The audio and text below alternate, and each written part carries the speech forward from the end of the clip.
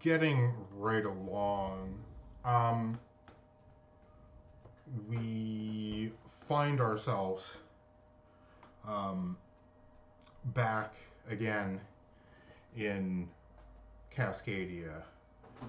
Um, it's been a week, Violet. Um, Monroe and Joey have taken up residence on the other side of the hall from you, and it wouldn't be so bad if they weren't so nice to you, but they keep you up at night due to the fact that um, you live almost right above the uh, recording studio, Right. uh, just just below you here, um, or right below you, just down over here, um, on the outside of the building, just slightly um, adjacent to you. But um, they've been recording down there for about a week now, and when they're done recording down there, well, Joey and Monroe continue the loud ruckus in their bedroom for who knows how long Mm. into the evening. Thankfully, your cyber audio ear implants literally allow you to just like turn them off, so you no longer have to listen to them at all. You just edit out their all of these as all of these things as time goes on, but you know that you can't really literally just put everybody on mute, because then how would you hear if any of them were in danger? Right. Right. Just turn down the volume a little bit. Yeah, they try to keep things manageable, but you know they're a little neglecting when it comes to these things. Uh, you also, during this time, kind of take a mental calculus of how much alcohol they must be consuming in there, as you know your amplified audio hearing is able to detect each time that they open up a beer container, or pop open up a bottle cap or these things, and the both of them drink like fishes, um, Right. and they usually simmer things down at like 2 o'clock in the morning. And while fire specifically doesn't have the most rigorous of recording schedules, they do often find themselves getting up at noon the next day. Um, uh, Whenever we want to start drinking again, that's when we get up. that's right.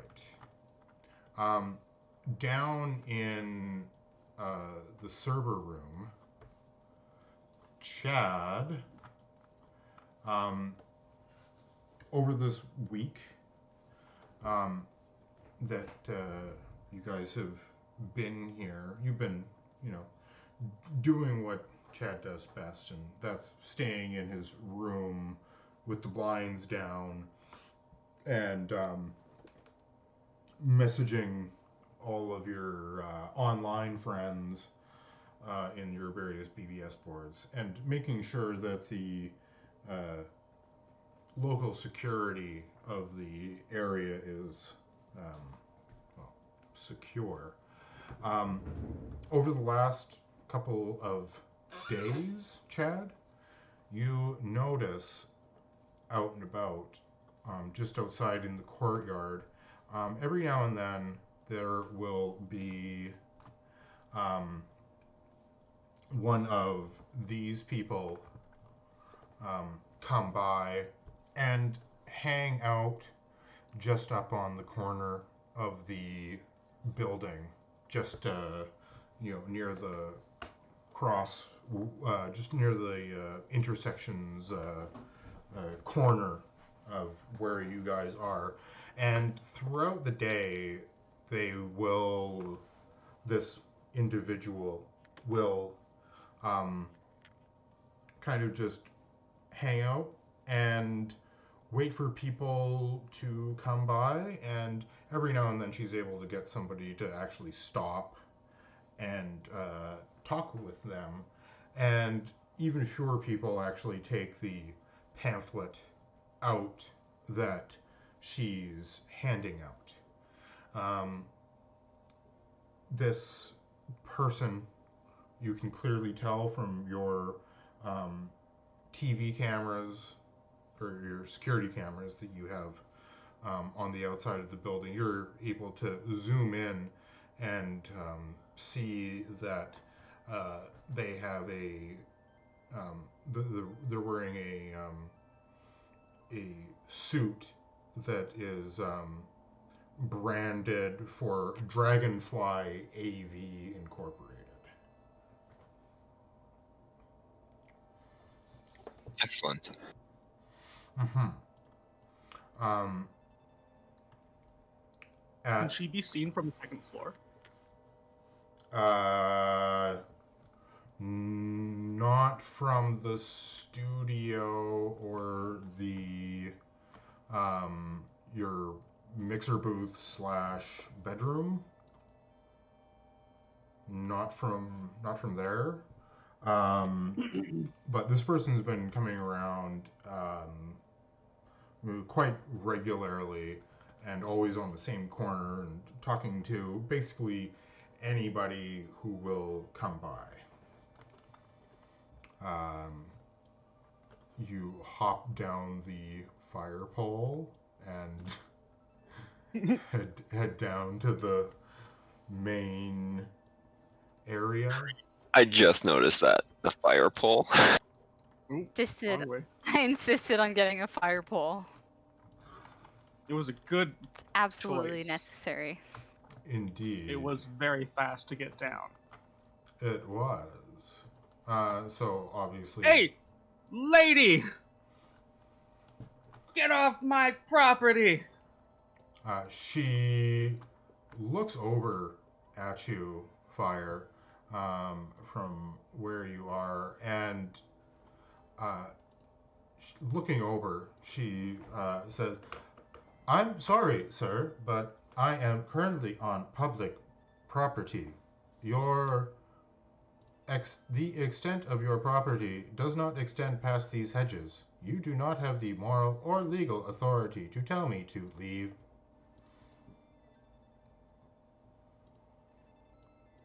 Now you listen here, trash can. I am listening.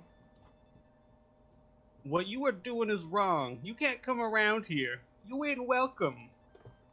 Is that some kind of threat? I will have you know that DragonFly AV has a very litigious legal team. I'm using my free speech, as I will. Free speech does Now not. you don't come around here anymore. Free speech does not exist any longer. It is an antiquated idea. Machines, they have no heart. I am not a machine. I just have a regulated voice box that monitors all of the things that I can say into an approved amount of verbal sayings, as approved by my owners and operators, DragonFly AV. Would you like a pamphlet? She extends her hands out with a piece of. How many pamphlets does she have? She has like 100 of them they're socketed into a auto-loading carrying case that when she pulls one out, another one just like in a magazine for a gun, it just like so that she could rapidly hand these things out if need be. I see.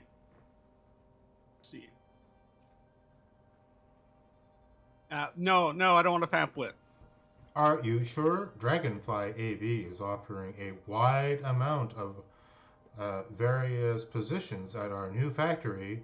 You seem Guys, as if you would be How do we move hedges? I mean, I don't know how much it would cost to buy that section of land. Yeah, I just want to move the hedges. I think she's too stupid to figure that we just moved them. Can I design a robot? Can I design a robot that just goes and collects all the pamphlets so that she has to keep constantly going back to base and filling up again? Oh my god. Yeah, sure. I mean, you have some amount of money and scrap lying around. How complex do you want this robot to be? Pretty much just a dispenser bin that's a paper shredder, Okay. so that every single time she gives the machine one, it just shreds it on the ground. Now, why don't we collect their copies, and then you can build a second robot to hand them out near their hood to annoy them? Move it to a different neighborhood? That's a great idea. Wait, no, let's not do that. We don't want Maybe anybody we shouldn't poke to the go bear. to DragonFly AV and be turned into one of those heartless machines. I take a pamphlet. What does it say? Violet, you head outside to the robot. Also to inspect the hedges, because Fire just won't shut up about it. He just won't shut up about those goddamn hedges. I just want to move. It's only like a few feet, guys. It's like 10 feet. You guys all rally around the front door. I'm sure. Actually, I gotta. Oh no. Oh no. Oh no. Okay. There we go. Where's everybody else? Everybody else can come down to the front hallway. Doot. And Mr. Chatimus Maximus, I gave you an actual character icon instead of just your giant circle one, so you don't feel left out. Oh! Instead of just like the old circle. Actually, I have to delete those things. Ronin and Viper. Perfect. Yeah. The four of you, all kind of standing at the front door, are looking out and watching this robot, or this, cyborg lady just handing out all of her pamphlets one after the other to those who take them. Looking out at everything, the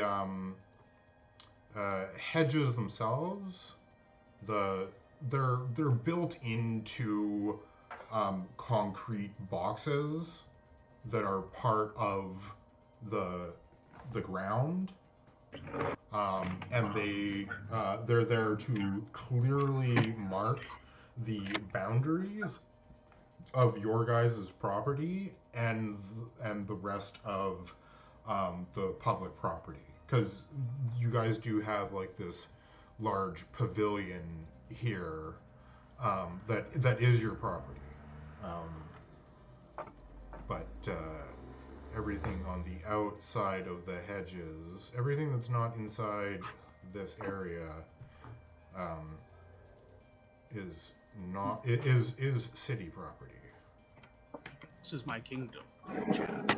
Anything beyond that hedge, we never go. Everything beyond the hedges is the Darklands. You must never go there. We must never go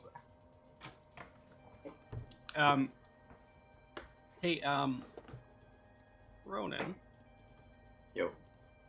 How will you modify people similar to how that lady out there is modified, right? Is she a person or is she like a full robot? She used to be. She's definitely a cyborg person. She's definitely not an android, right? She has No. skin, but she does have a lot of cybernetic parts. Oh, okay. We want to get rid of her. Right? Well, I mean, could you, if I got her in here, could you undo what they did? I'll take a look, yeah. Or is she enough of a robot that my D2 program of controlling robots would work on her, and maybe we could use her as some sort of mole? Nice. Oh, well, you are figuring that out. I'm gonna go upstairs and talk to our friends about getting a new vocalist into our band. Fire climbs up the fire pole. Very yes. Fire would have to climb up the fire pole. He can't use the stairs. It's not a fire stair. Indeed. Ronin. Chad wants to know if he would be able to program this person like they were a computer. As he says this to you, roll me a cyber tech roll. Oh. Wow. That's insanely That's a slow good. clap. Like, That's wow, yeah. 2 10s and a 9. Nice. That's You're very on good. Yeah. So what you know about people like this poor woman out here are that most likely she has some kind of coprocessor unit that is integrated into her brain. Like from out here with your cyber eyes, you focus them in onto her, and you use your cyber tech to determine that her coprocessor is probably fully integrated into her brain, and that she probably has a chipset socket somewhere on her body with some kind of proprietary wetware programming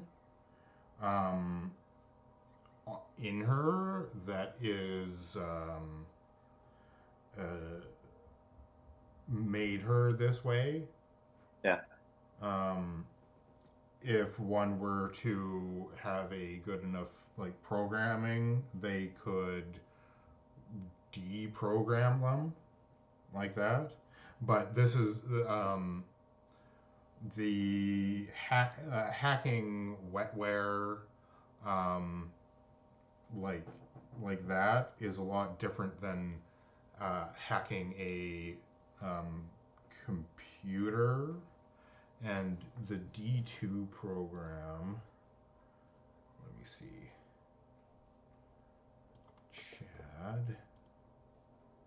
your D2 program. Hammer, crystal ball.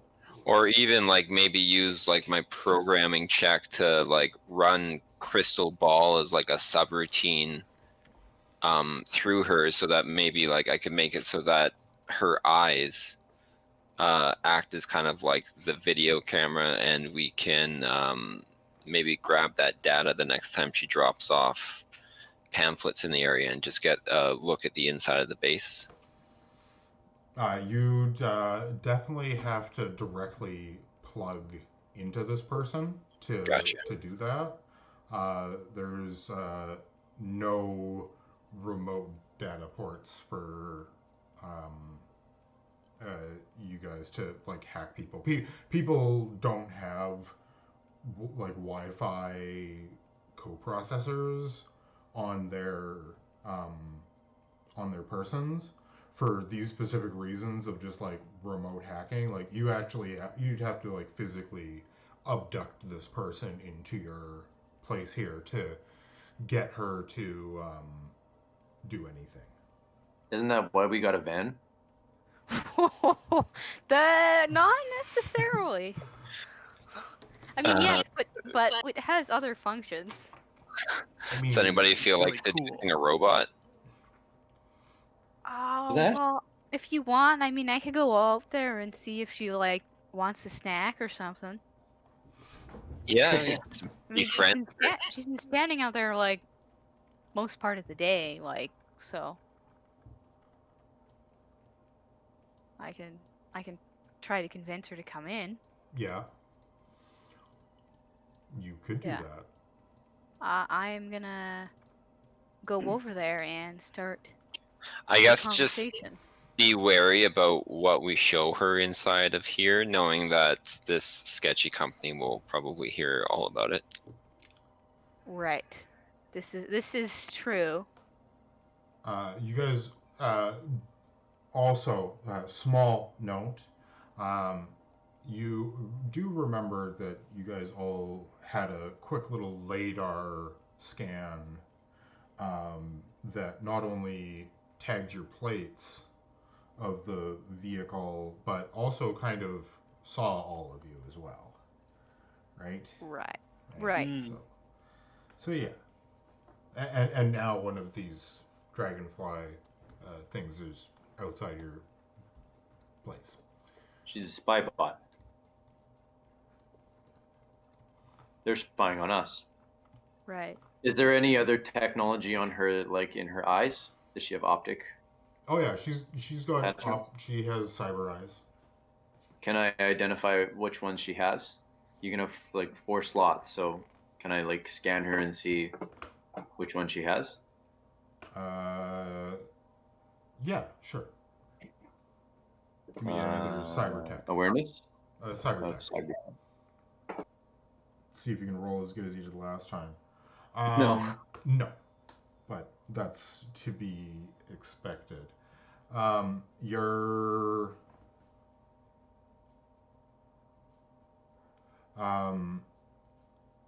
You're going to see that the Kuroshi branded opticals in her eyes definitely have a teloptic zoom on them.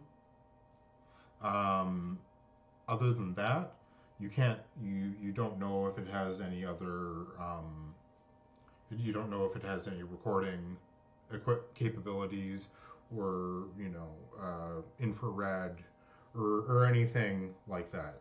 Other than the fact that both of her eyes are cyber eyes and they definitely have a teloptic zoom on them, you only really gain that information. Does she go home at the end of the day, or does she Yeah, no, she stay here she all the goes time? she goes home at the end of the day. Can I make a tracker to put on her so that I can see where she goes? Sure. We'll let Violet do her little thingy Okay. here Okay. first. You approach the pamphleteer. Okay. staying safely on the other side of the hedge, and not going out into the public grounds. They also do the same. They never like pass over into your guys' property. We just stand like this. Yeah. Yeah, you stand. Just like inches away from each other. She takes out one of these pamphlets and without having herself pass over the boundary of these things, her pamphlet just kind of hovers right on the edge of passing over there, just like millimeters with robotic precision. It doesn't pass over, but it's like really close, and like even with your own cyber eyes, you notice that it's like purposefully just like right there on the edge, like she's taunting you almost.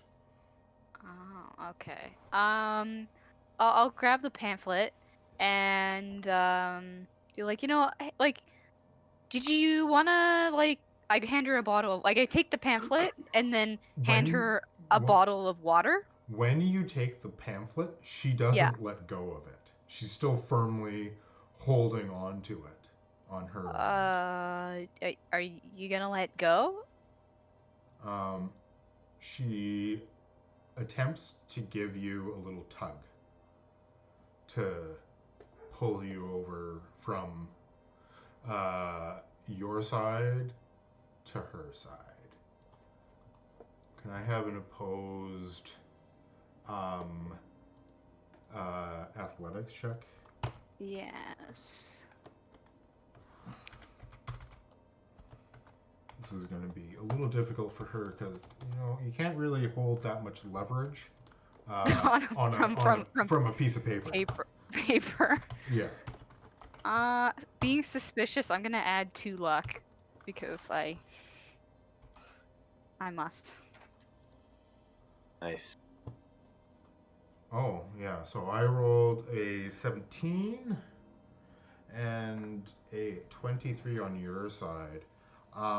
You're able to firmly plant yourself, and she tries to pull back on the piece of paper, but she pulls too hard, and you're too firmly planted on the ground, and the bit of paper that she was holding on her side just kind of rips from the rest of the sheet, and she just takes a small little quarter step back to stabilize herself before very subtly just kind of standing back again there and be like, "Oh, I am sorry.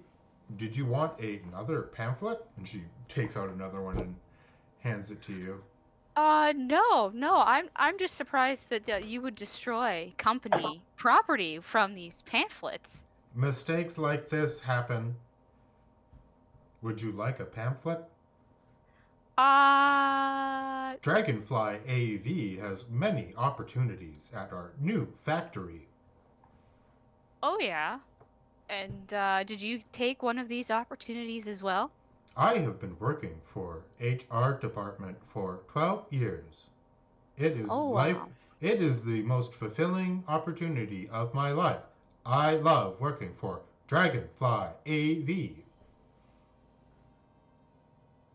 Oh, I see. Do you wanna, give me a wink if that's actually not true? Do you want to give me a human perception? Okay. Sure.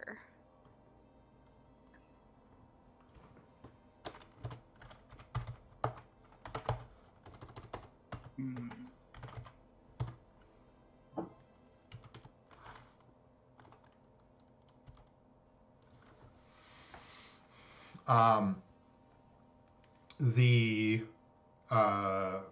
you do not detect any tell on her face that Right. would say otherwise, and she says, "No, I enjoy my job to the utmost extent that is possible." It's just really hard to tell with the robotic voice, like any indication if you really mean it.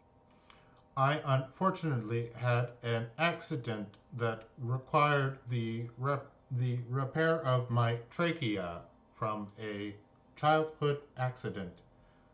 Thankfully, my time at DragonFly Robotics has enabled me to gain a new voice modulator.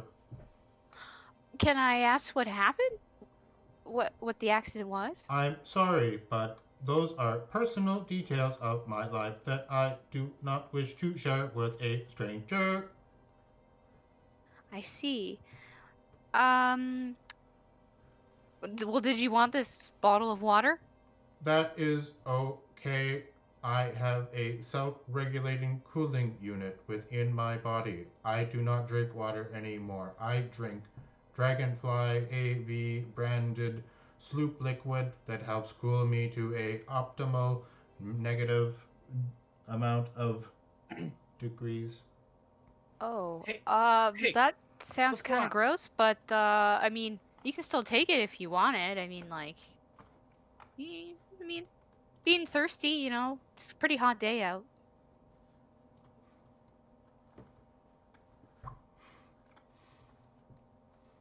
Uh, that is okay. I would rather not. Um, Fire, how's it going? What you All right. doing? As she finishes her sentence, I place my hands on her shoulders. I put like one hand in front of her and like, you could be a part of all of this. Your beautiful voice. It does not need to be auto-tuned. I must have you for my next project. And I just kind of like start pushing her towards the building. Give me an athletics Gently. check. Athletic.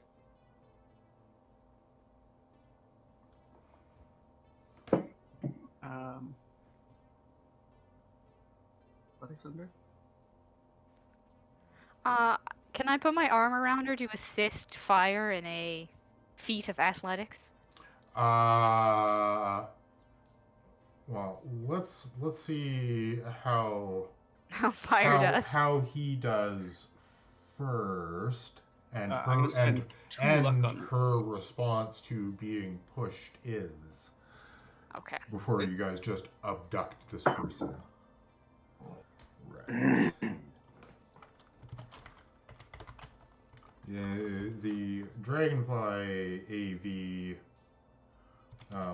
worker.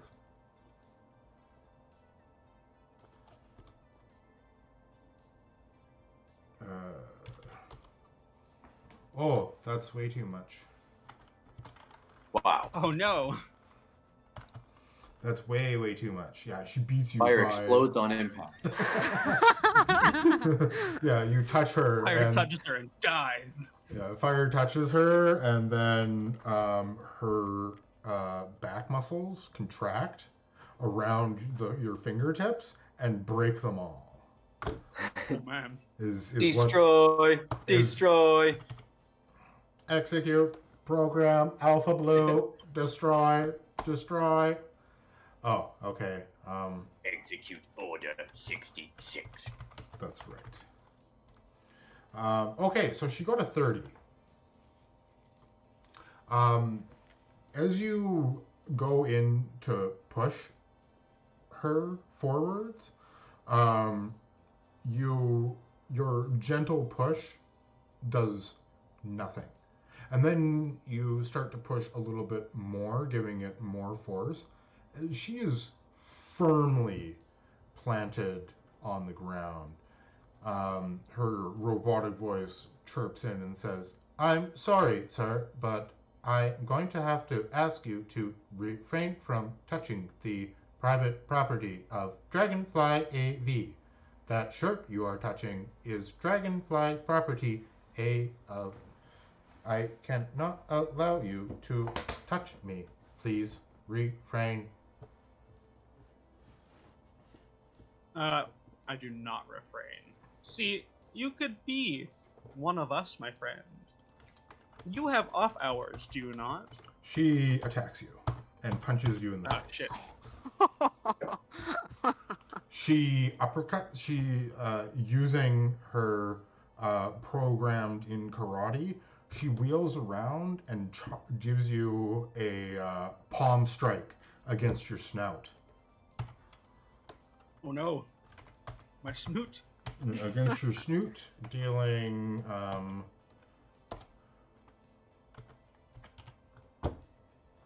no, that's way too many D's of damage. That would kill you.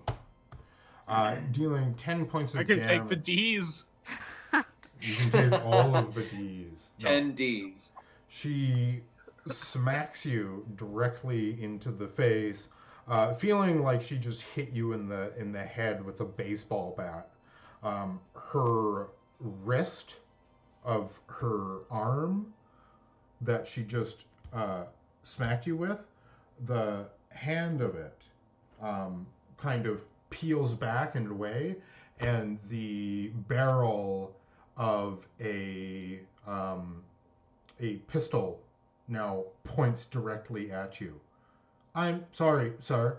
You will not touch me again. No means no. I like her. Well then, be friends. I'm sorry, but I do not wish to be your friends. I will be taking my leave over this way. Do not bother me again.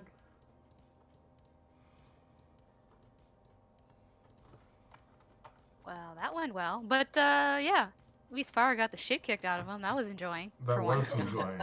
That was enjoyable. Fire, your face Once. it is just blood, just like gushing out of it. She's probably broken your nose. Oh man, it was a beautiful nose. Joey and Monroe look at you, and Monroe's like, "Damn, Fire, that crazy lady almost just ripped your head off with that. You're lucky to be alive." I'm lucky to be a lot of things.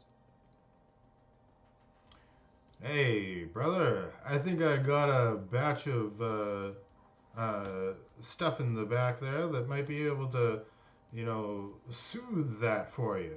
Well, what say we take a little break from recording today and we'll just, live it up for a day? Just take me to the drugs. You guys go and do the drugs. It is the drug time. Drug o'clock. Drug o'clock. Am I their drug dealer? I mean, you have chemistry, do you not? Mm-hmm. I mean, you could definitely make them some kind of chemical drug to, get them high. That's for sure. You could do that. I'll work on my hallucinogen with them. Yeah, get down to the basement and start making drugs. Oh, guys, I heard that there's some sweet hallucinogens in the basement. Back to the No one should fireball. ever respond positively to that statement. Right. Why did we come all the way up to the second floor when we should go down to the basement? Let's go down the that's fireball. because you said there was good drugs up here, but Well, there's better drugs well, but down now there's there. better- A while back, there's- we let this homeless person move in, and he has really good drugs. He's got the best of drugs. He knows how to make all the cool drugs that make you really happy. He's got happy. Gonna make all your problems go away. And then... doot.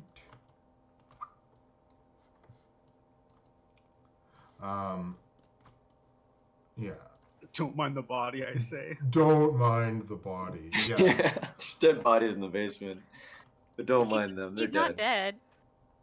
No, he's not dead. He withers and Chilling. writhes in pain occasionally. The guy is just like chilling out.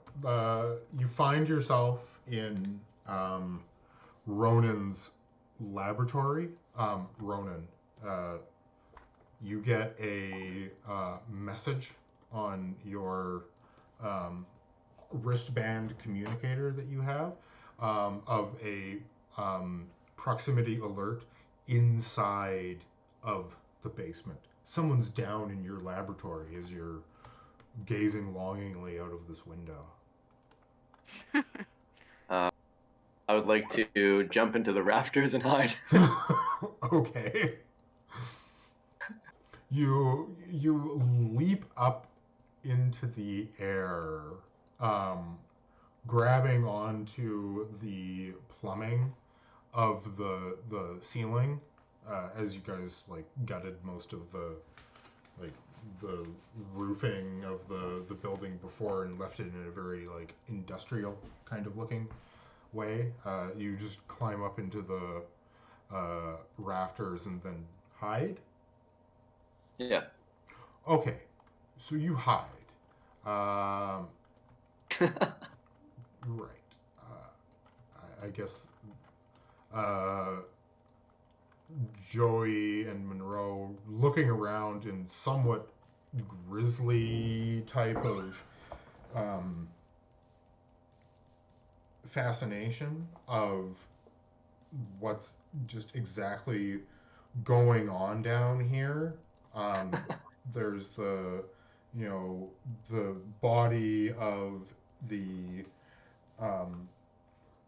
Arab assassin whom you guys kidnapped like 4 months ago and have like had him in a chemically induced coma and have been using him as a body part farm. His legs have been detached from the shins down, and those legs now reside on the leg of Chad's legs. The rest of him is still in a general state, but the rest of Ronin's various experiments, bubble and hiss, and there's all sorts of manner of different. Do we just start taking these? Yeah, there's all sorts of like machinery that's like half built and assembled, like computer parts that are just kind of strewn around everywhere, and it's all very disorganized. You're not quite sure what is what down here. Like, is this a container full of drug chemicals, or is this a container full of like chemicals that if I drink them, my stomach lining will dissolve, and then my stomach will just like acid, just corrosive things. Nothing's labeled. You can't tell the difference between bleach and meth. So if only the I'm gonna master start of texting this, Chad. if only the master of this madness were down here somewhere instead of hiding in the rafters. I'm Let's a just start drug calling dealer. him I'm on his cell paranoid. phone. Once I identify that it's fire, I'll jump down from the ceiling and be like, "Oh, hey, fire. How you doing, man? What do you need? Where are the drugs? Ugh. Need uppers, downers? You want to go to sleep? I just want the pain to be gone. How would you like to have like 1,000 times more pain? No. Oh, The opposite of that. Can we do the opposite of that? Joey says, "Hey man, if you can make drugs, can you make me some drugs that'll make me feel like I'm in like a fantasy world?" Joey wants ecstasy. I want just painkillers. Can I scan both of them and see what their, like, try to estimate what their body average is to know what dosage to give them? Yeah, sure. You can give me a med. Well, no, you don't have med techie. If you had a med techie, that'd be super easy. If you give me some kind of first aid, or I'm 10 stone wet. what do you got? You got your.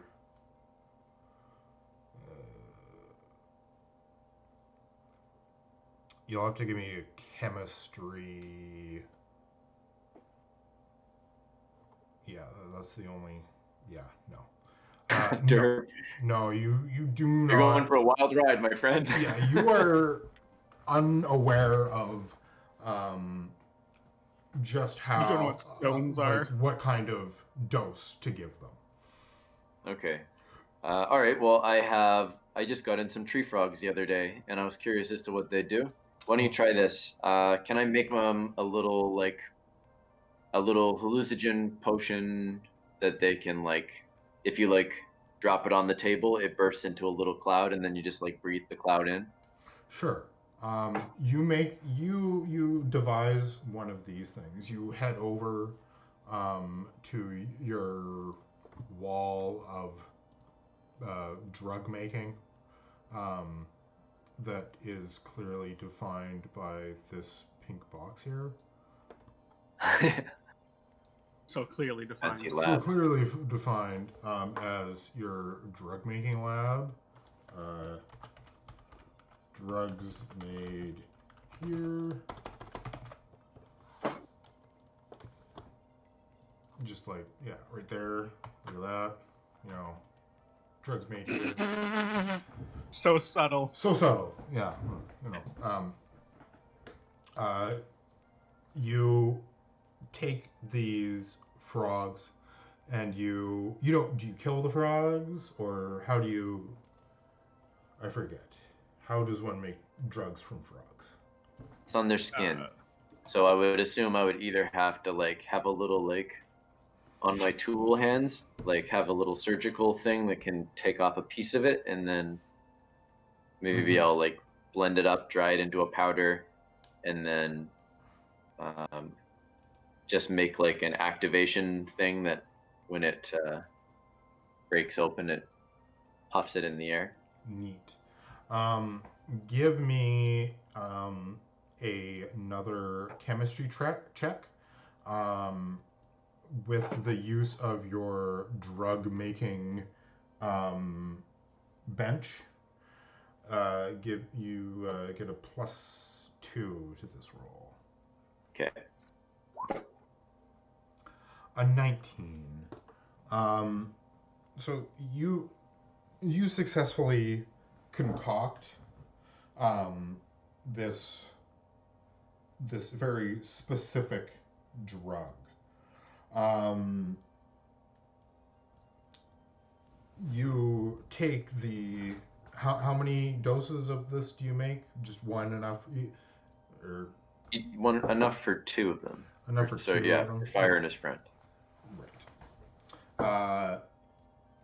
Fire. Ronin turns around from his bench holding these two kind of like glass beakers.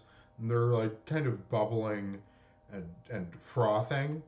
Yeah, he basically just tells you, like, if you really want to get high, just like, you know, break this and then huff the fumes. Oh, okay. I break it and huff the fuses. Okay. From where you're standing, you just throw it onto the ground, directly. Drop down to the floor. Directly and in start front. inhaling. Yeah. Joey looks over and grabs the other one, and looks back over at Monroe, and he says, "Hey, do you want any of this?" And to which she replies. She just kind of waves it off of, saying no thanks. I guess somebody's gonna have to watch the two of you tonight. I mean, who knows what this is gonna do? Joey, looking back over, says, "Hell yeah, that's fucking right. Who knows what's gonna happen? Look at Fire. He already looks like he's a lion." Hey. And he smashes it on the ground and squats down himself and just starts to, with both of his hands, start wafting these the chemicals into his nose as he just like a whole bunch of like really deep breaths. Yeah, that's the good stuff. Within the next 5 minutes, Fire, the walls of everything start to sway back and forth slowly. Oh man. The room. She's alive, guys. The room's alive. The face of Ronin underneath his tech mask, there's bugs under there. Like roaches. Like, oh man. Like I start swatting at his face. Ronin? I gotta help him out. Ronin isn't really a person. He's just a man in a costume. He's just a whole bunch of bugs and worms and dirt inside of a suit. Oh no, Ronin. Yeah. Why would you do this to me? I'm gonna get on the floor and get into the fetal position and just start muttering about Ronin. I'm gonna walk over to them and make sure I take any guns they have or weapons. That sounds like a good idea. You disarm Ronin and Joey, and Monroe kind of goes over to them and he said, and says, "Jesus, maybe we should take these guys upstairs or something and get them to lie down. What the hell was in that?" You want to try it? No. I think that maybe we should get these guys upstairs. Oh, okay. I'll look over them and make sure they don't get into too much trouble. Make sure they don't eat anything, and make sure that they're not in the same room for too long. Right. Yeah. Don't eat anything, and make sure I'll put them in different rooms. Yeah, that sounds good. Yeah, I don't know. I'm not really a doctor. That's for sure. I don't know. It just makes sense. She asks if she can borrow your. Do you have a stretcher or like something that I can get these guys moving with, or can you help me? Yeah, sure. Cool. Would I be strong enough to pick up both of them, or would? Actually, yeah. Probably with your cyber limbs, you're probably strong enough to pick up the two of them. You help pick them up, Ronin, and you bring them up to the third floor. Depositing Joey into Monroe and his room and Fire into one of the other guest bedrooms. Monroe thanks you for your help and says that she's gonna kind of keep watch on them and make sure they don't get up to anything super crazy. Be careful with blinking lights, and also don't play any music. Right. Any kind of stimulation you give them will probably make them freak out.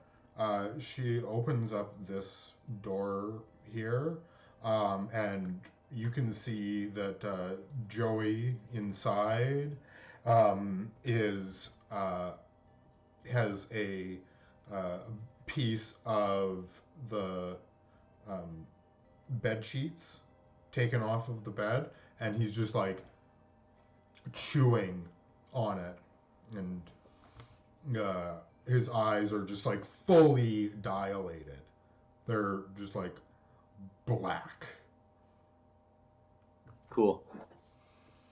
Can I like sit there and like study them while they're doing this, like, and see what kind of effects it has to try and learn about chemistry by watching them do it?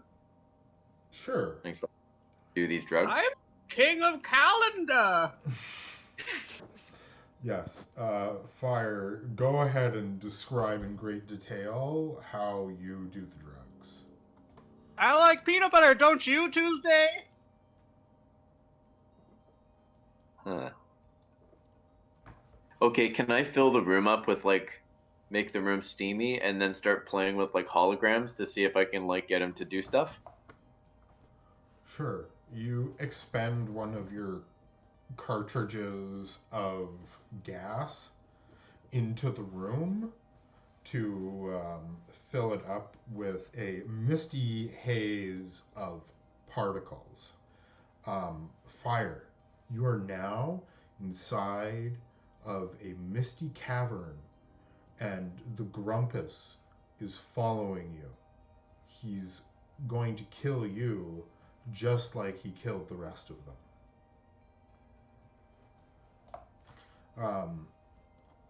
Ronin, what do you project onto the walls? Or onto the stuff?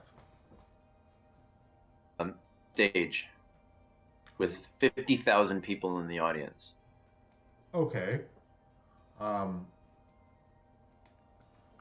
You project a stage that Fire is standing on. The audience is full of CGI Shia LaBeoufs in tuxedos,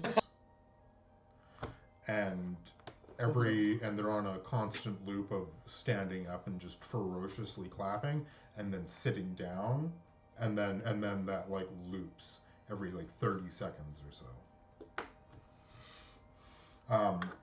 Fire, you're in a room. It's a vast cavernous hall, and the clapping and clapping of waterfalls comes and goes continuously. The Grumpus is close to you now. You can feel its hot breath slick on your back as your time has surely come. The Grumpus will devour you whole. There's only one way out of this, and that's through the mind's eye. You try and crawl through your mind's eye as you rip open your forehead and crawl in through it. My God. I'm actually just like bashing into the corner right now. Yes, that's what you're actually doing, but you're perceiving all of these other things. Yeah. Ronin, according to your research so far, it seems that the chemical stimulus that you've given his nervous system is completely unaware of the visual inputs that you are trying to present to him.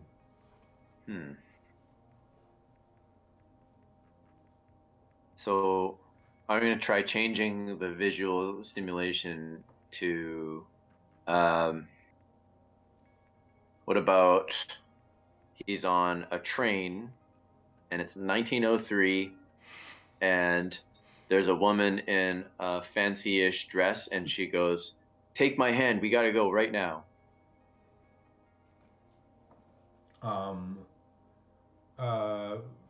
Fire, give me a cool check.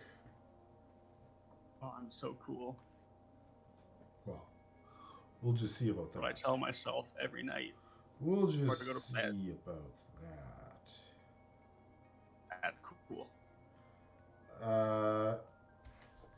That's not very good. It's not very good. Getting a 5 for your cool. Why are you at a -4? That's weird. What? Yeah, your I'm at a roll has a -4? -4 in it.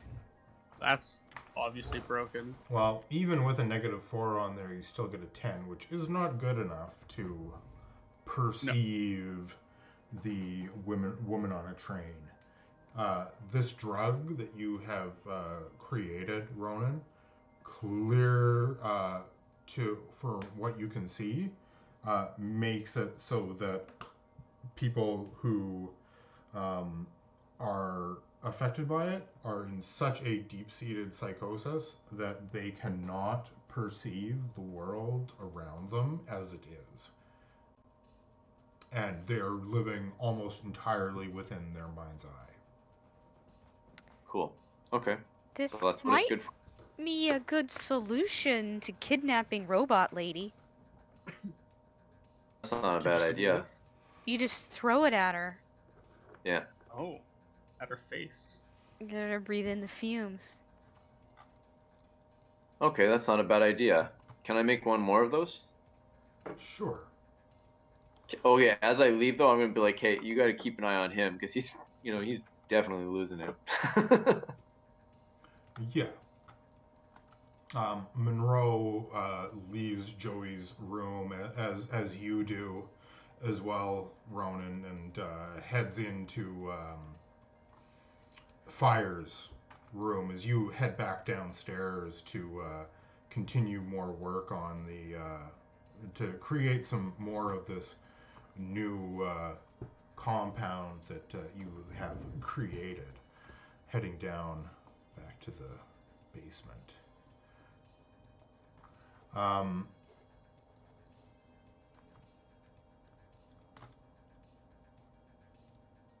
Give me another chemistry check, Ronan, as you go about your way. Right. You harvest more of the chemical compounds from your vat-grown tree frogs. These aren't actual tree frogs from the Amazon rainforest, as the Amazon rainforest was completely bulldozed and logged to completion about a decade ago. But thankfully, someone had the presence of mind to take enough genetic material from existing samples so that they could vat grow clone these frogs, which is what you have here. You prepare all of these things with a second batch in mind and with the notes from the first. You're able to create a more stable substance than before, but to keep the same amount of potency of as what is currently being affected by Fire and Joey upstairs. When you finish, you think to yourself, what should I call this new wonder drug?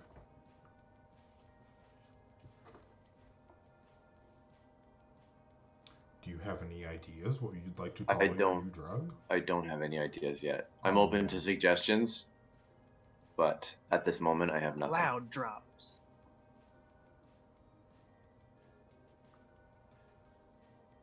I don't know. I can't think of anything. That's unfortunate. Chad, what are you up to right now?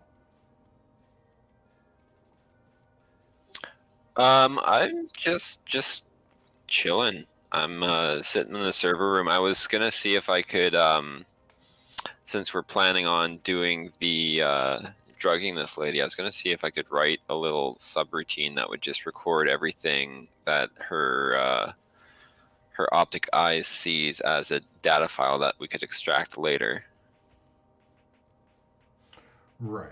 You'd have to create a program. It would be very similar to your magic ball, but you'd have to plug this into her on a chip of sorts. Okay, gotcha. So I could write the program, but we'd have to have an external chip that we would have to insert. You'd have to write it on that chip. Gotcha. And then you'd have to plug it into whatever chip slot on her body for it to take effect. You don't have any chips in your scrap at all, do you, Ronin? I don't have any, personally. Huh. Like just blank chips? Just blank chips, sir. Well, in one of the bodies that from the assassins, one of those people had chips, didn't they? I would have had whatever they had, because that's the only body that we've taken so far. Sweet. Well, if they did, let's wipe that. Let me just take a look, see what was on those guys. We could just make like, couldn't we make a bag just to put over her head that she wouldn't be able to see through? Instead? Well, I was thinking if I can write this program that we could, like, if you're gonna drug her, I could write a program that we could insert on a chip into her so that everything that she sees gets recorded. So when she goes back to her base, we get to see everything that's in there. And then the next time we want to drug and abduct her, we can take that chip back and then we have intel. Right, okay.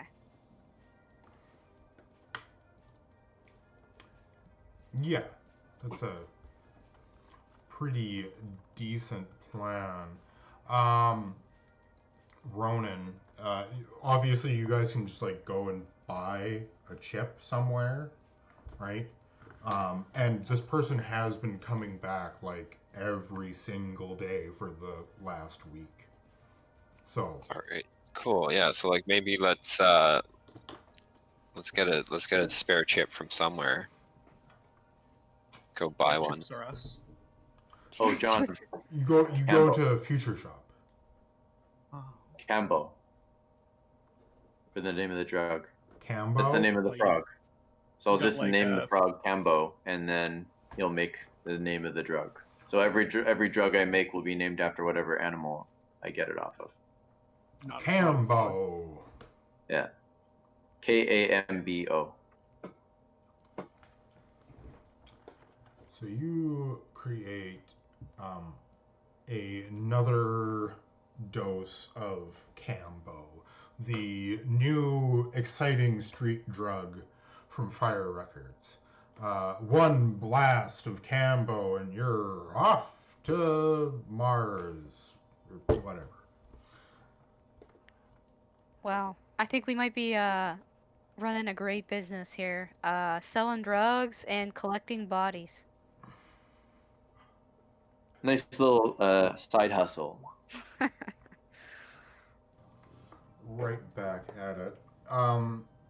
By the time you finish making your new batch of drugs, and Chad, you start compiling this new program.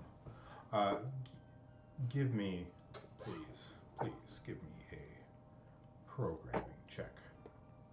Oh, I would love to. Mr. Chad. Let's see your elite hacker skills.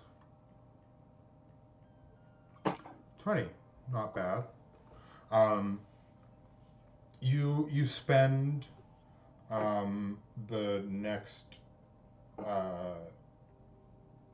12 hours compiling a new program to be loaded up onto this onto a chip that that you can place into this slot, and you've programmed it so that all of the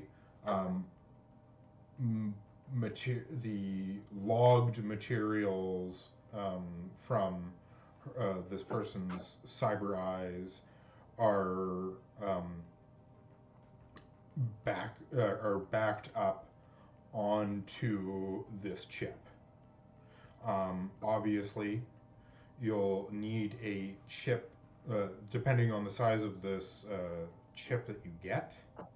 You'll be able to record more length of time before it's full, and then once you retrieve this data from this chip, then you'll be able to plug it back in somewhere else and retrieve it. That being said, you'll have to first of all get it into this person, and then ship them back on their merry way, and then once again get them back and then retrieve the chip. Gotcha. And so something that we had discussed while you were gone, that's like, I'll just, whenever we have the time to do, I want to get a second chip and use the D2, the controller program, to basically write like an order 66 function where she goes in like a sleeper assassin, and upon hearing a certain word will execute a kill function and just like go haywire. But I'm not going to install that chip yet. Right. Just going to have it as a backup. Execute order 69 most likely is what yes. Chad would say. Execute order 420 Blaza. Is that yeah. I was literally writing something along those lines in the chat while you were saying that. Perfect. I know your character far too well, then it would seem. Yeah, you compile this program. It takes up one memory unit, or in a on a stick. You can have very cheap chips only hold one memory unit, but you can get more expensive chips that hold up to 10 being the most for a chip. And then like that would be like really expensive for a chip, a 10 slot chip. Each 24 hours of recording time takes up 2 memory units. Okay. So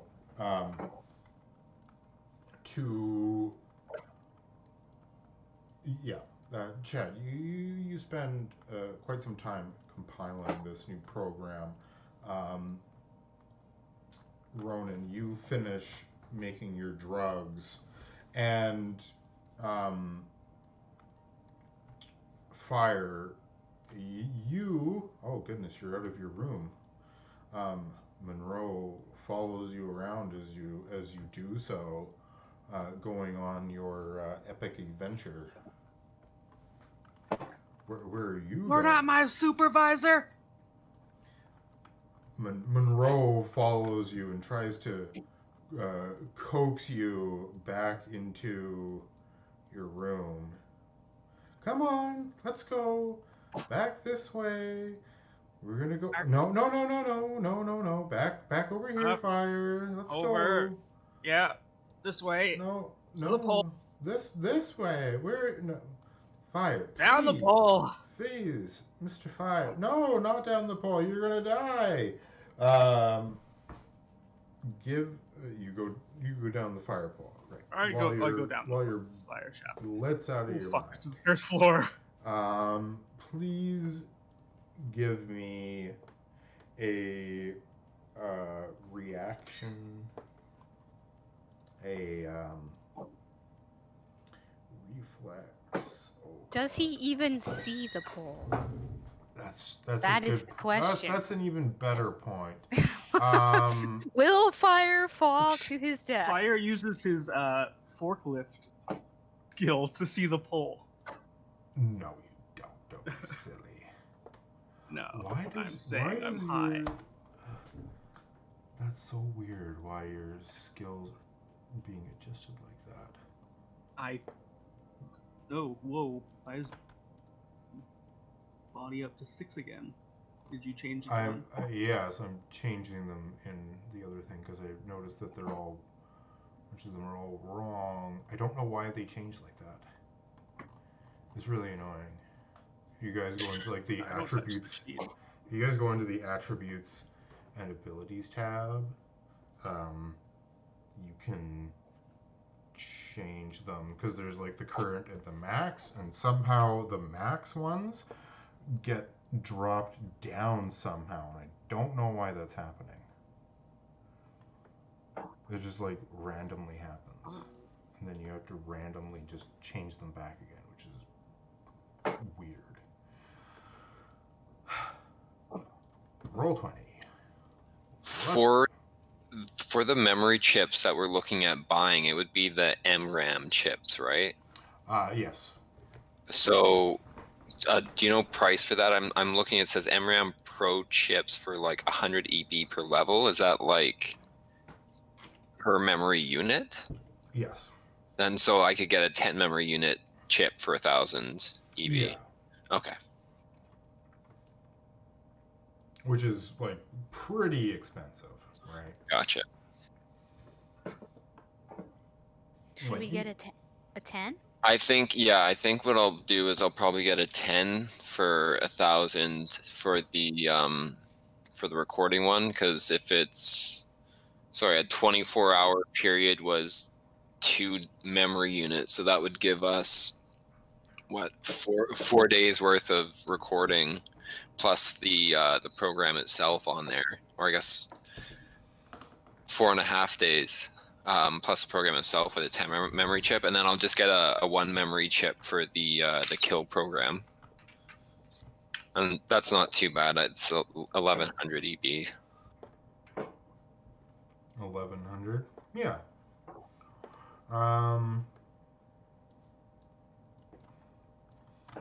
Yeah. You, after finishing your compiling for this, you go out to buy this memory chip? I mean, I can't drive. I don't have my license. I'll go with you. I'll drive. Okay. The only one who knows how to drive. I'll drive.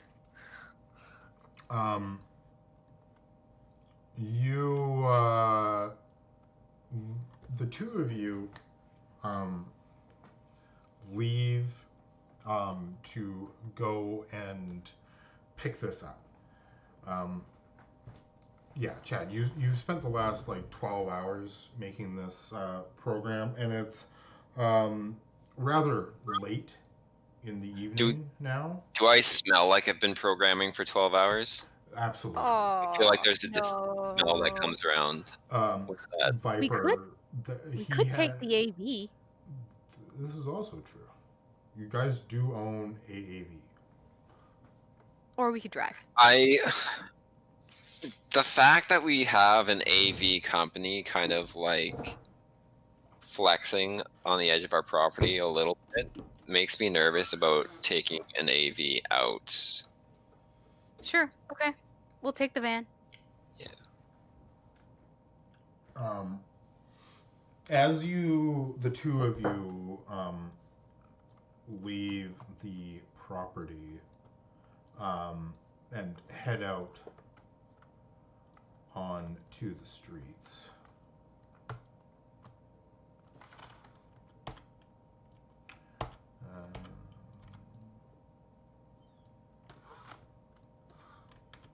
Boo. You notice that the rest of the people are the city's died down for the most part now. Later on in the evening, and the Dragonfly recruiter is no longer on the outsides of your premises. Clearly, they've gone home for the evening. The two of you load up in your van. As you do so, Viper, just down the road from you, just slightly up from where you guys are, you can see this gentleman down here kind of scoping you guys out.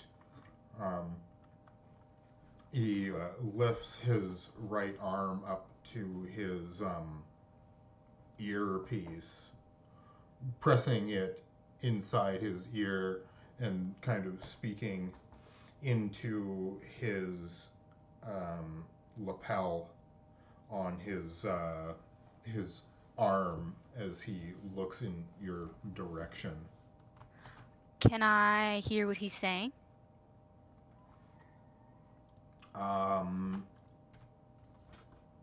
Yeah, basically he just says, XP281-9 and 341192 exiting building 10-4. Okay. I'll start driving and keeping an eye out for cars that may be following us. Mm-hmm. Yeah. Just to make sure. As the two of you take off in the mystery mobile, you head further down and going past this guy, you see that as you roll past him, his steely gaze just kind of turns with you and follows you as you roll past him at the stop sign just down here, and he doesn't even move or anything as you guys just keep on going down and off screen.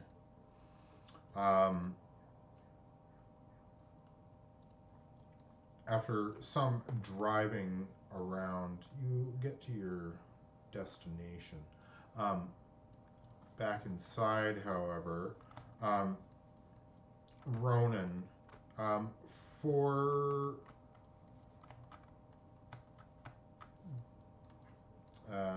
actually, let's get back to Fire here as he attempts to go down the fire escape. And no. well, you rolled a 9 for your reflex, yeah. So Monroe, thankfully, is there to look after you, and ooh, you're lucky. She thankfully has some quick reflexes, and she reaches out, grabs you, and pulls you back in from the fire escape as you leap out into the open air and completely just biff the act of grabbing a pole. I get you. You just fail at using your arms in an effective manner whatsoever. they've turned into pool noodles for you, and are just completely and utterly useless. Um, Oh, you're sad. Back to Monroe room. drags you back to your room. At the chip buying emporium called Chips and Beyond, both Chad and Violet park just outside of the building. On your way there, Viper, you did not detect that anybody was following you Okay. whatsoever. You guys get to this place, and Chad, you're actually really excited about this. Chips R Us not only has computer chip, they are one of the premier vendors of Doritos in the city. Wow. Fantastic. Yeah. When they meant chips, they meant all types of chips. Computer chips, potato Even chips. Cool Ranch, Oh yeah. They've got the Cool Ranch the Doritos. worst flavor of Dorito. I Entering just started a war. It is the worst flavor of Dorito. Thank you. entering into Chips R Us, you are greeted by the low drone of the man behind the counter. Welcome to Chips R Us, where we've got chips and chips and chips. If you can't find it, it doesn't exist. How may I help you? My name is Carl.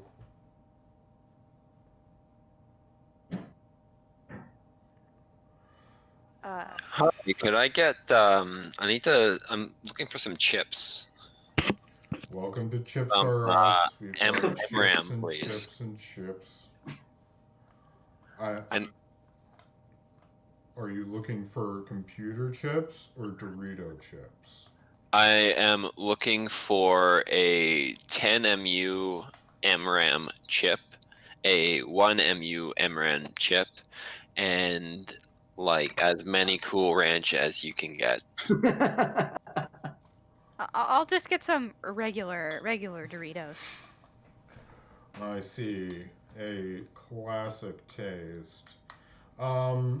If you're interested in classic Doritos, we do have the special limited edition Call of Duty 14 branded ones that are in now, where you get in-game currency to buy skins. Also, they come with a mail-in rebate for $1 off a flat of Mountain Dew. Sure. I mean, I could brush up on my gaming skills a little bit, I guess. Nice. Yeah, sure. What kind of games do you play? I've only played one, and I wasn't very good in VR. I don't know the name of it, but it was not easy. Rad, man. Yeah, I'm pretty good at games. If you want to hang out online sometime, I could give you my gamer tag and we could game out online. Maybe some other time. I don't really game that much. Oh, I see. You got a boyfriend, is it? I understand. No, I just usually busy with work, It's not. No, he seems mildly indignant now at this. This guy is clearly some kind of, you know, incel gamer kind of guy, and he's taking your rejections as, not face value as to what they are, and he's definitely inferring a lot of things. And he's like, "Oh yeah, no, I get it. Yeah, like, just right to the chips then." Yeah, that would be preferable. Okay. He gathers up your order of original chips, um, and gives them to you, and quickly turns over to Chad and says, "And right, your 10MU chip. You got a preference for manufacturer? The X11 series from Zaibatsu are quite good." I'll just go with a standard run of the mill. I'm not going for anything too high end. Right, just your classic SimTech chip. Gotcha. I'll be right back. He he literally ducks down behind the counter, rummages around a little bit, takes out a chip, um, slaps it up on top. It's just sitting in one of those clamshell blister packs. It doesn't look really fancy or anything. This is your 1MU chip. However, the other one, he pops back up from behind the counter, turns around, and opens up a display cabinet that's locked. Reaching up in, he grabs your 10MU chip that's in like a overly designed novelty box. Kind of looks like a polyhedron, red crystal kind of thing. Would you like this gift wrapped as a present? Sure. God damn it. I just lean over to Chad and I'm like, nice one. Fuck. Nobody ever asks to get the gift wrap. Man, why you gotta be like that? He goes behind the counter, pulls out a pair of shears and some just some brown paper and some tape, and proceeds to wrap it up. It is a very poor wrapping attempt. If this were Christmas, he would undoubtedly be shamed by whomever received that gift from him.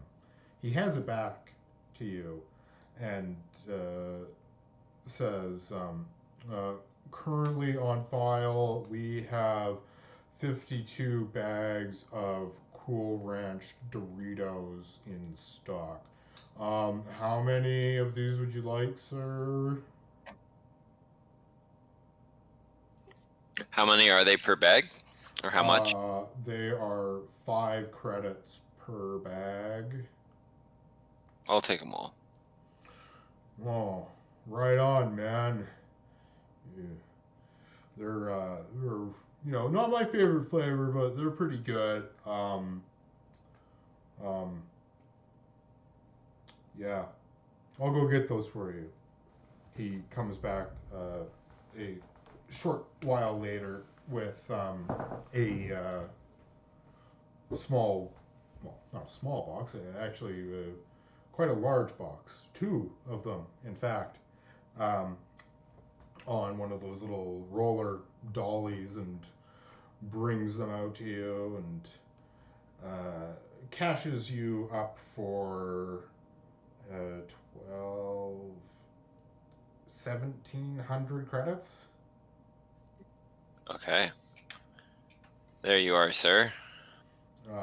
You input your cred chit into the machine, and that awkward waiting little bit at the cash register where you're waiting for your debit card to, approve, and there's always that just like nagging kind of thing of like, oh god, I hope it doesn't decline. I hope it doesn't decline. I hope it doesn't decline. And then it approves, and you're just like, that's good. I don't know why I was freaking out there. I know I have money in my account. It's just like every time, Relatable. Oh yeah. Super relatable. Chad is, the everyman. Every time I buy something that's more than like $100.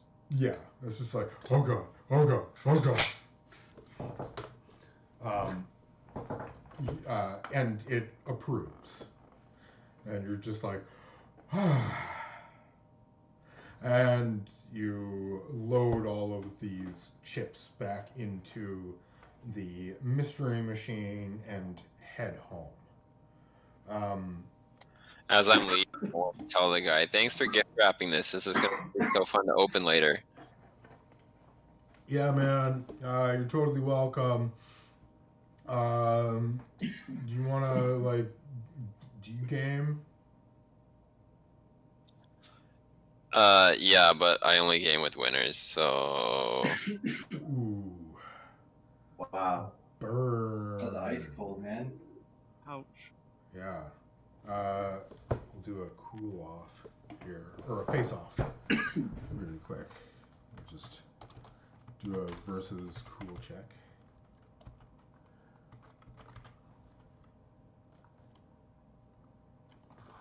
Seven. This guy. Wait, what's your cool? A 5? You guys tie.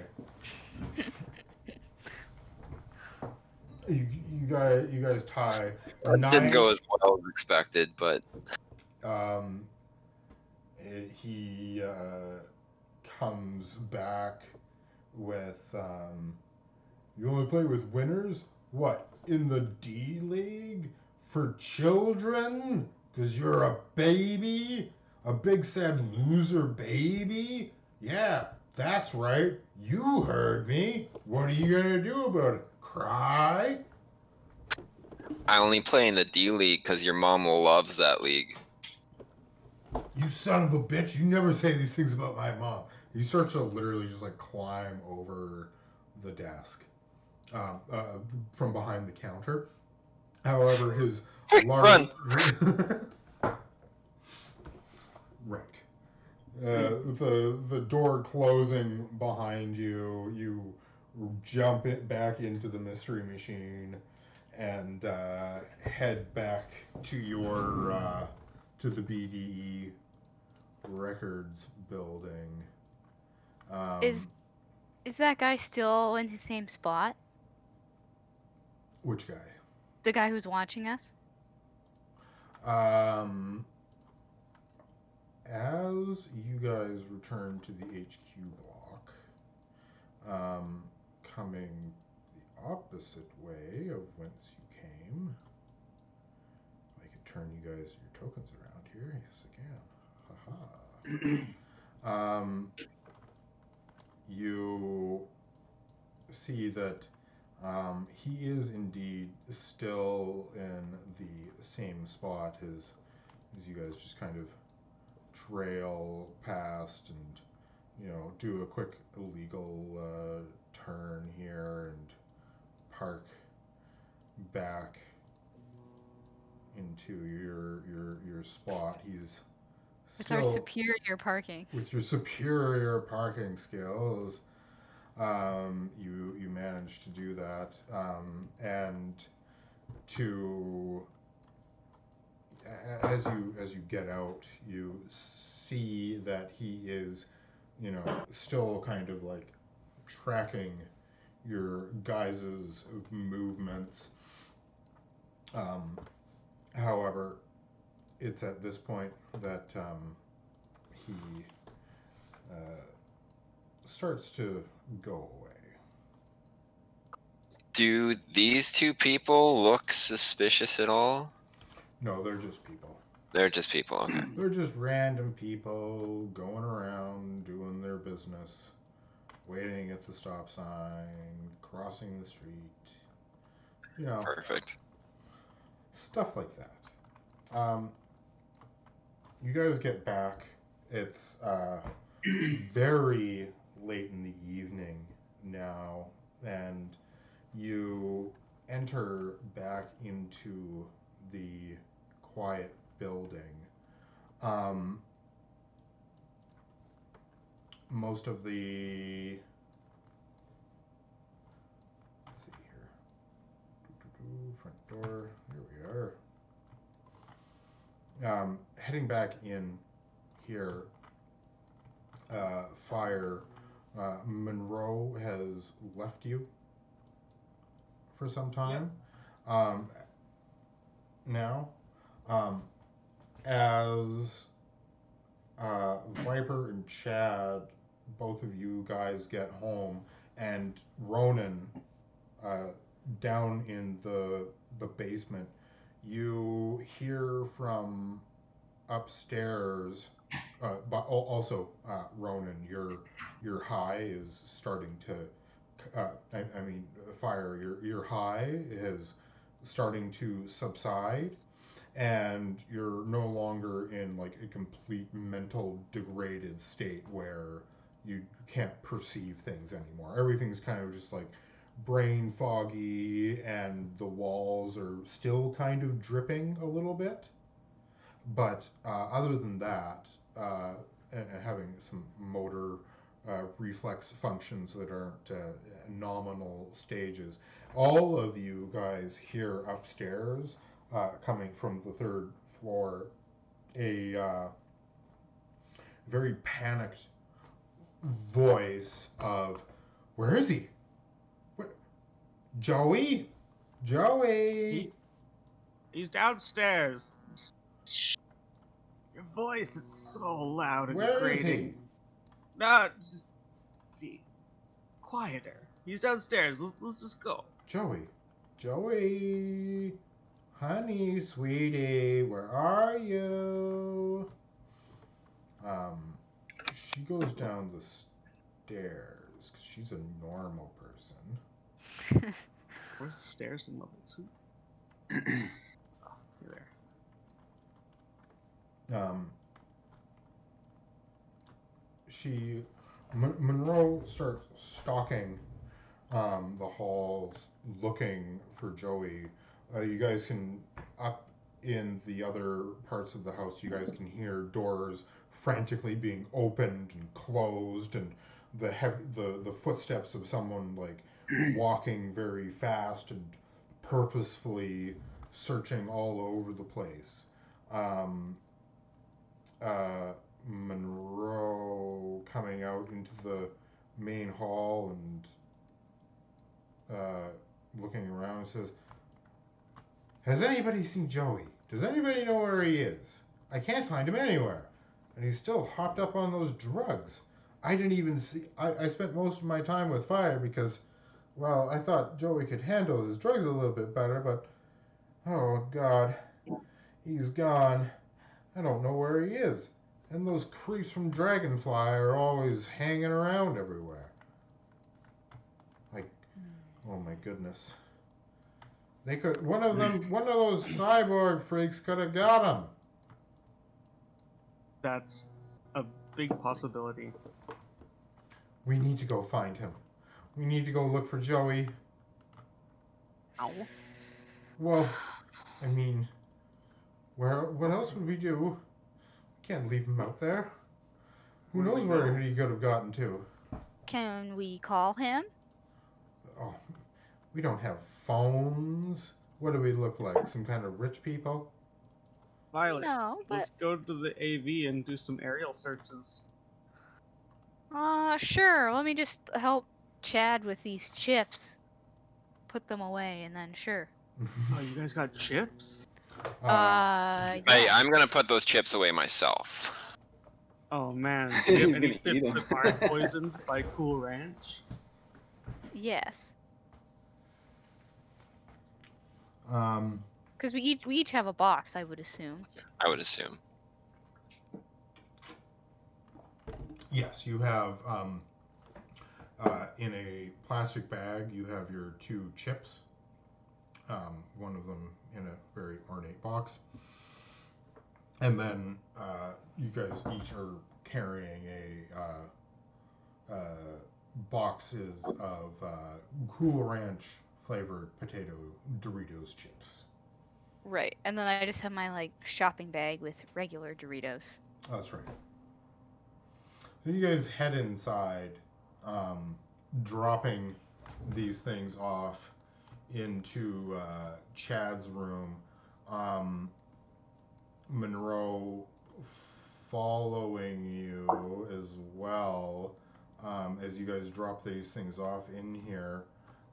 She says to you, Chad, don't you have security cameras that are looking out on the property? Maybe we can find out, where he went to. Yeah. Yeah, that's a good idea. Well, yeah, I mean, you guys have all the security here for a reason, right? You don't just have it for show. Or is it just for show? Column A, column B. Right. Security theater. I hear that they do those at the airports.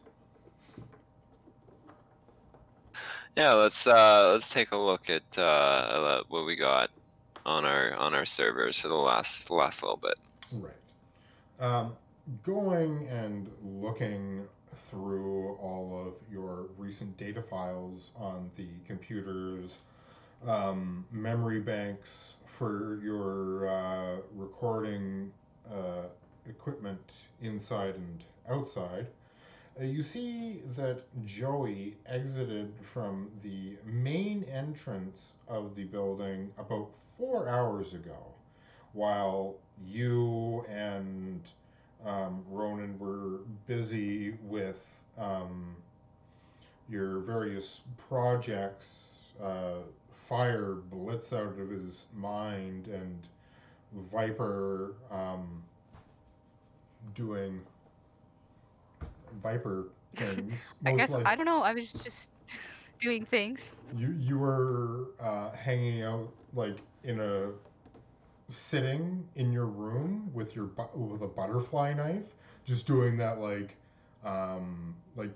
twirling it around kind of thing endlessly, with the lights off and just like listening to classical music, just waiting for the next time to have to kill somebody, I guess.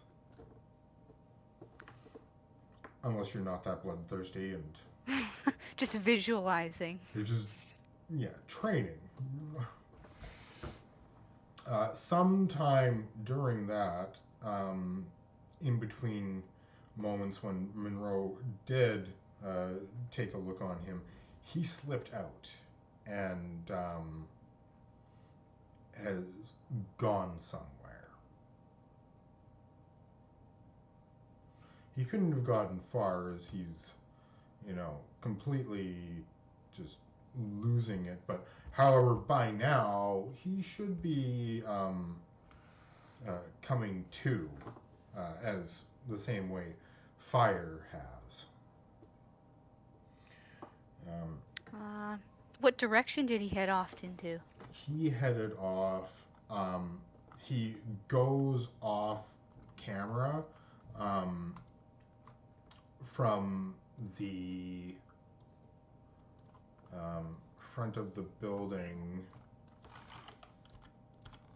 off this way.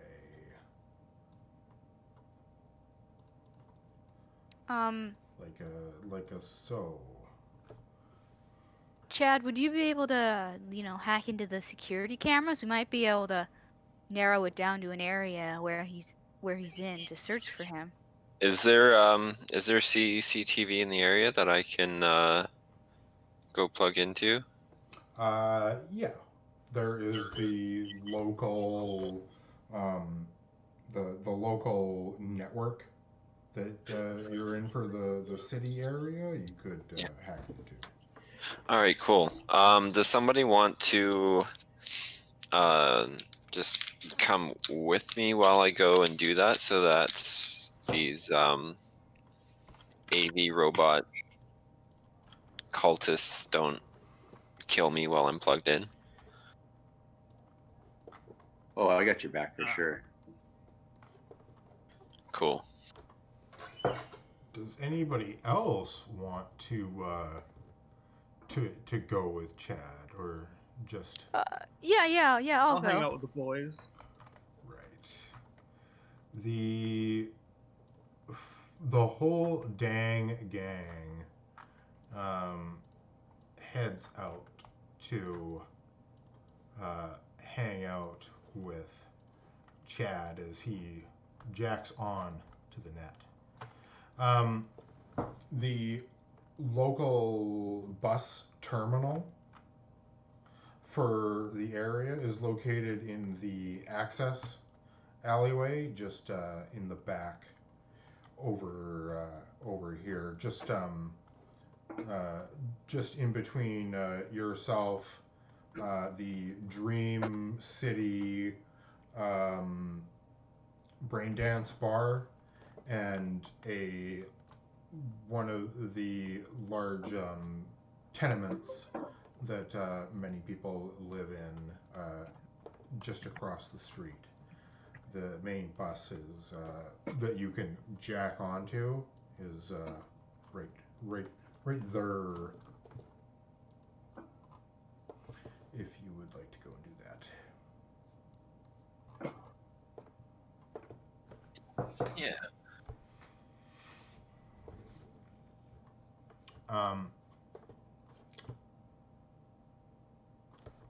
Out on the streets, there's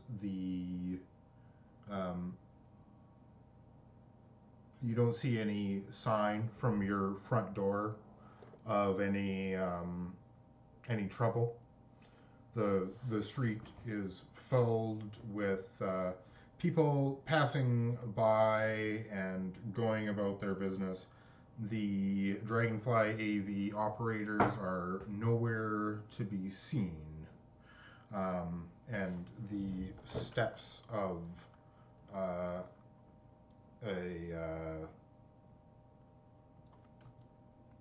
Joey head off in that direction there. You guys walk over there. Good. I'll move your guys' for you then. Heading out, you guys pass in front of the Dreaming City Brain Dance Bar, as well as the much famous Capoeira studio that the Masters of Capoeira embark upon with their... Oh man, who's the instructor? His name is Luis, and he has a magnificent ponytail. Wow. I bet he has a purple, oh god. A purple cord? What did you get? Yeah, purple cord. Yeah, you get a brief look at his cord. He actually has like 4 purple cords, and they're all like wound around each other into what they would call an ultra cord. So he's a 4th level ultra cord capoeira master, or so you perceive, because Fire doesn't actually know a whole lot about capoeira, other than the fact that they have cords, and purple is a high color. And that it's dumb. And then it's kind of silly to look at. Chad, the 4 of you find yourselves out in this back alleyway here, and you take out your power glove and your connector from it, and jack in to the local net. Ooh.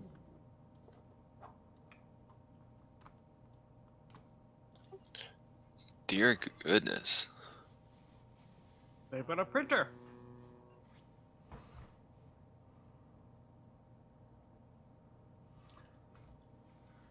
rezzing into cyberspace, the local area network for the city, its data fortress walls are quite robust.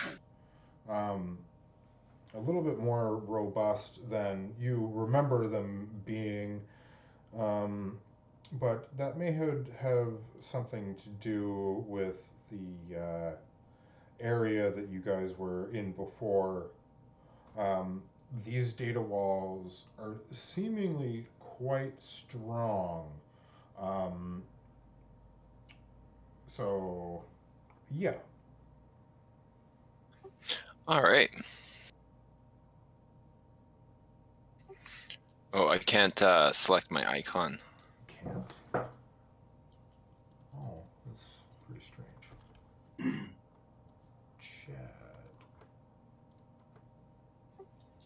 Chad. Yeah, still no go. Oh, whoops. I was doing that wrong. Sorry.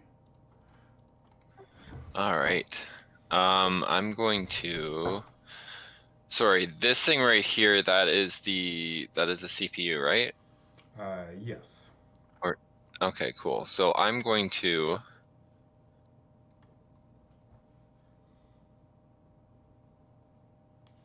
use my worm program, Okay. which takes 2 turns, but slips behind the data coder wall and opens it from the inside. Ooh, woof. Rolled a 1 there on your result. That is rough. That is very rough. From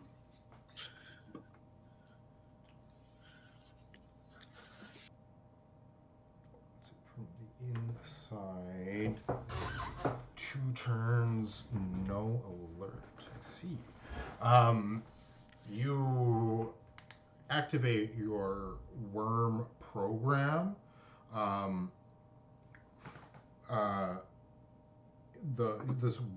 This literal like digital worm kind just leaps forth out of your hand and starts to worm its way through the data wall, appearing onto the other side. We'll have it just look like this. It's this token. It's an ant, but it's a worm. This is from another game. But anyways, it serves the same purpose. Your ant worm burrows in through and latches into the local computer. You have you currently have access.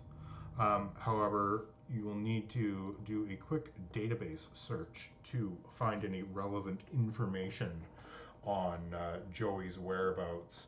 And considering how low that you rolled on that result, you definitely won't have long before the programs inside the data walls. I don't have any points in database. Just an intelligence roll, I guess. Yeah, so D10 plus your intelligence. Nobody ever thinks that the database search skill is useful. Be like, why would I need that? I could just Google it. That's twice now that it's come up in this game. This is true. You should get some IP for that. So, you quickly search through the files for all of the most recent CCTV files from the last 4 hours. Very quickly looking through, you find one image of Joey walking inside of the Dreaming City brain dance bar before your antworm is taken and destroyed by the local programs.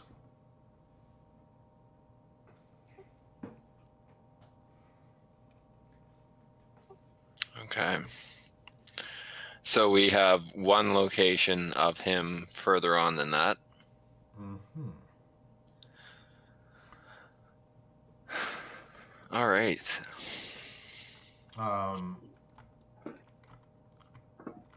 Jacking off of the net, the Dreaming City bar is literally just right here. This is it. It's right there. It's right next door to you guys. The Brain Dance Bar is a place where people plug into virtual realities to experience a kind of like hallucinatory experience. As to why Joey would have done that, who knows? I bet Joey's at Capoeira. All right. Well, let's go in and see. You can try here first. The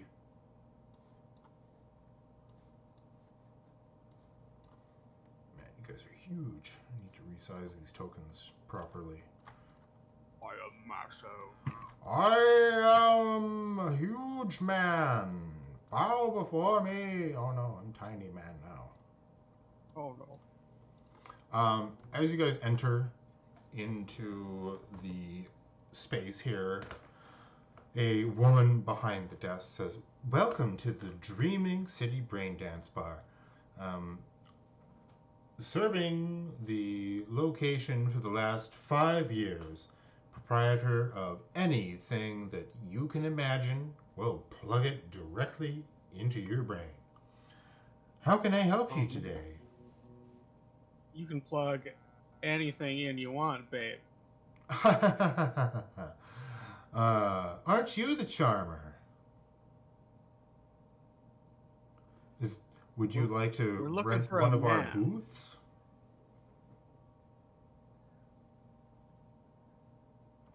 I'm sorry, I didn't catch that, honey. We're looking for a man. I mean, aren't we all? She winks at you. Oh god, what did Joey look? His name's Joey. Um, Joey Wheeler. Joey Wheeler? Oh, like Yu-Gi-Oh! You guys want to play in a Yu-Gi-Oh! VR thing. She quickly rattles onto her computer. She's like, yes, I believe that we do have a VR experience where one can play as Joey Wheeler in a Yu-Gi-Oh! Simulation. Let's No, see. no. 1, 2, You 3, 4. misunderstand. We're looking for someone actually named Joey. I just didn't know his last name. Oh. I mean, there's a lot of people who come and go in here, and here, let me just take a look-see here. Only been a few hours ago. He was in here a few hours ago. Here, let me just take a look at my computer here. Are you guys friends? Yeah, but colleagues. Colleagues. I'm sorry, but what exactly is your relation to the person? I can't just be divulging. Currently, technically, I'm giving him a room and board, and we recorded an album, so that makes us the best friends. Yeah, we're good friends. Give them a diplomacy, please. Like a smooth talking, Fast talk? fast talk. Persuasion, fast talk. Yeah.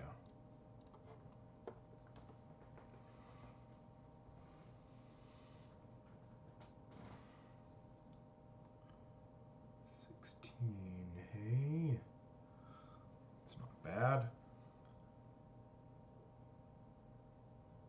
6 plus 7. Oh yeah, okay, yeah, 16. Looking up at you, she says, "You know, sir, I'm sorry, but I really shouldn't be giving that kind of information away." Which is when Monroe, oh god, she's big. Monroe comes in and says, "You tell these people what they want to know. I'm Joey's significant other, and I happen to have power of attorney for him. So you tell these people what they want to know. I want my legally distinct from marriage partner. We're not married, but in the eyes of the law, we basically are. Civil union. That's it. My civil union partner. You tell these fine people what you know." Helping back you up, and she quickly types into her computer. We've had, surprisingly, 2 people named Joey come in the last 4 hours. Both of them are no longer on the premises.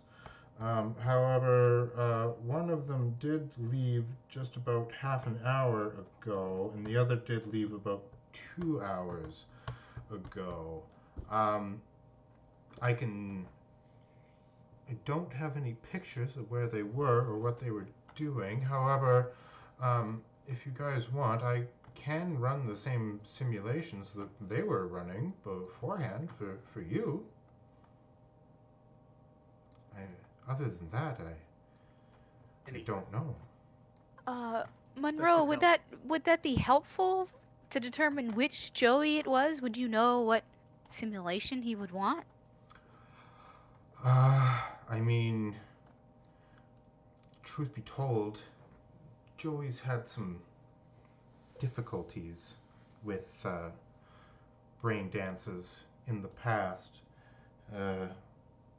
He's used them before to escape from things, and well, I thought these would have. I thought we'd gotten over this, but obviously him doing those drugs of Ronin's there must have made him relapse. It might be. If I know Joey, he only went to one place, and well, that place is his fantasy world that he so dearly loves. Yeah, we might be able to find some more information from him there. We could maybe replay his brain dance, and maybe we can figure out where he went from there. Let's do it. The lady at the front desk says, I'm sorry, but you'll have to rent some chairs if you're wanting to go in. We have offers for full brain dance hookups of 50 credits an hour. We do also offer a VR headset. However, they are definitely of a lower grade and a less definitional experience than the full plugins. These run a 20 credits per hour. How many booths should I put you fine folks down for? Do we all need to go? So let's all go to the sex booth together. Hooray! You had me at sex man. booth. Right. You had them at sex booth. You guys. I would like to just state that at this point my clothes would probably already be off. Right. No, That's- please. That's probably unnecessary. I'm way ahead of you. That's all ready for round Smell. 2. Oh God, not again. It was contained, but now it no longer is. She opens up the doors here for you and lets you all inside. One of the guards helps you over and brings you over to these 4 suites right here, as you guys are all taken in turn to sit down as they start to plug you guys all in. Obviously, none of you have any hookups for direct brain implants, so all of this will be in VR headsets. Once you guys Can they just stab us with a temp needle? Right in the spine? No, they just, like, you guys would need to have, like, coprocessors and, like, those brain implants for them to, like, fully, like, matrix plug you guys in. So they just give you some headsets that go over your eyes, more like Ready Player One than Matrix. And they res you in to the game space.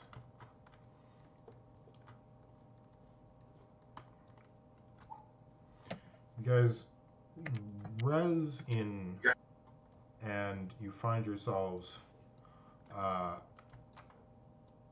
waking up in a bed. Are those bears with shark arms? They're I not. don't know what you're talking about. You can't see those yet. Oh. Gotcha. You can't see the sharks with the bear arms because you're waking up in this bed over here.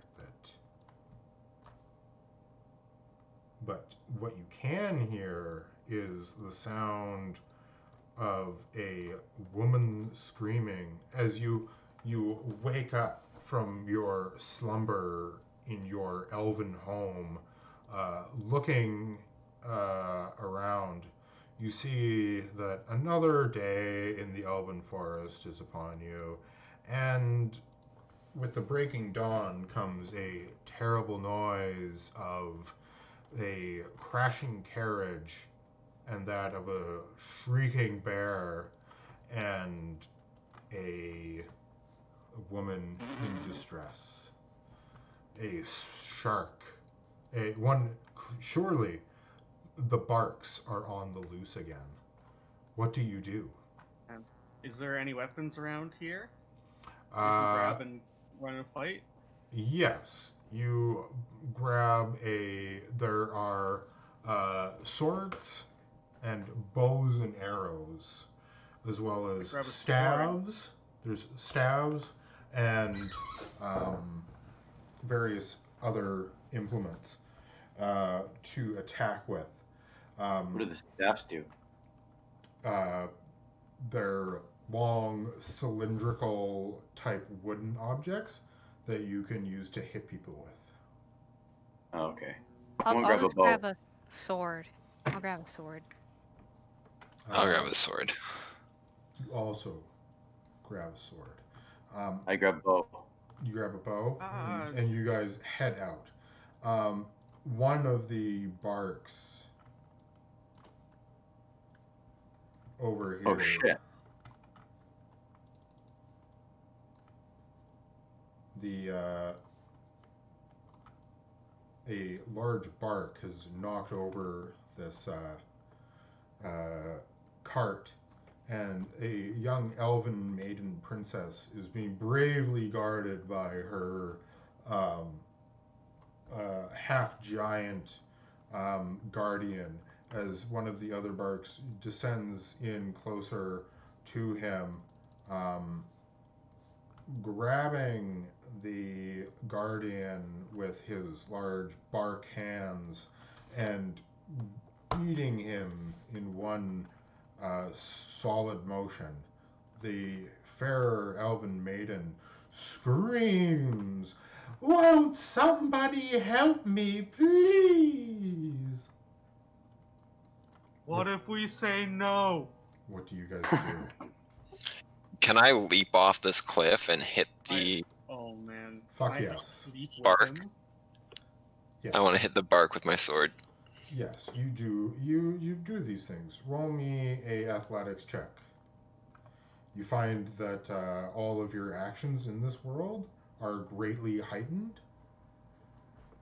to a degree otherworldly to your own. What is athletics under? Ooh, actually, you guys can use your video game skills again. Oh, what was that? Power gamer?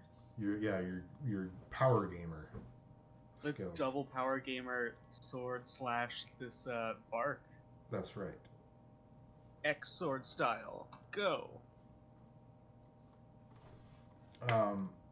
Fire leaps across the building and slashes the bark with his mighty sword. Chad, what do you do? Sorry, I'm not seeing Power Gamer. I know that we got it for a It's quest action. reward. Yeah. Action game. Action game. Oh yes. Action game. I'm still not seeing that. It's What should under I? Reflex. Oh, what, reflex. Action game.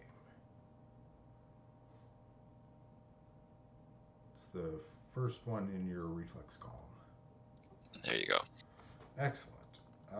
You two charge and jump. The dynamic duo of Fire and Chad attacking the bark. Ronin, Viper, what do you do? Oh, I'm gonna go try and I'm gonna hit the other one. Right. You run over and get in between the bark and the at this point hysterical elven princess, and you attack. Am I able to use melee? Yeah. Okay. You can use your real world experience for playing games in VR. Okay. You attack the bark with your digital sword, attacking it, slicing one of its hands across its mouth, and drawing blood that leaks out of it in a red splotch from it and lands on the floor as a new color asset on the ground. Ronin, what do you do? I still can't find action gaming. It's in reflex. If you don't have it, you should have it. It's Like when you are trying to change your stats in your character sheet. oh, you can't find. That's because you got it locked. Action game. What? Okay. There you go. Action game. I would like to shoot my bow at the right bear. Sure.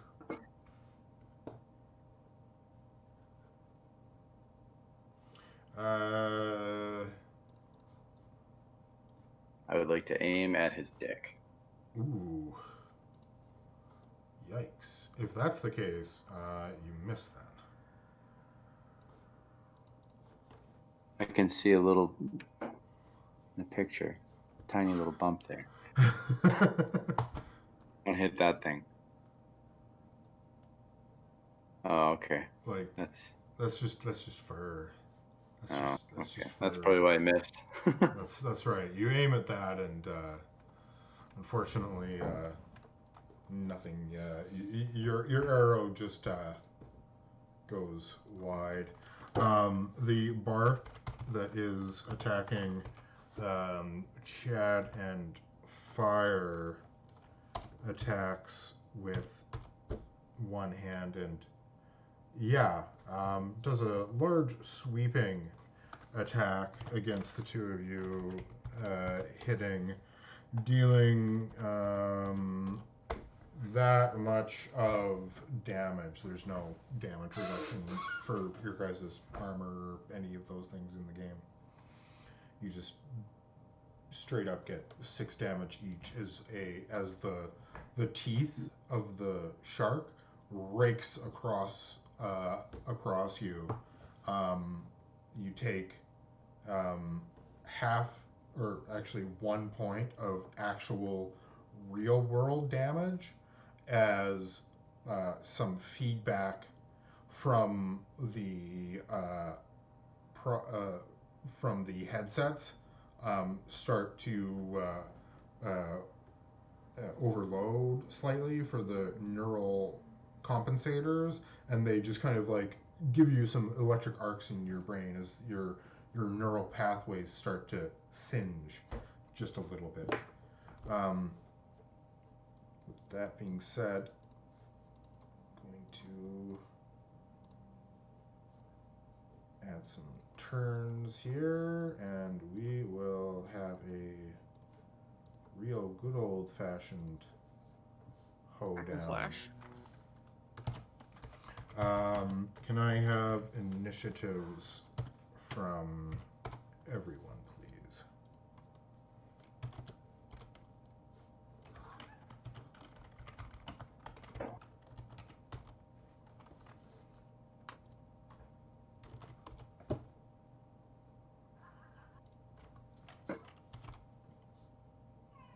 Ronin. Look at you with a 16.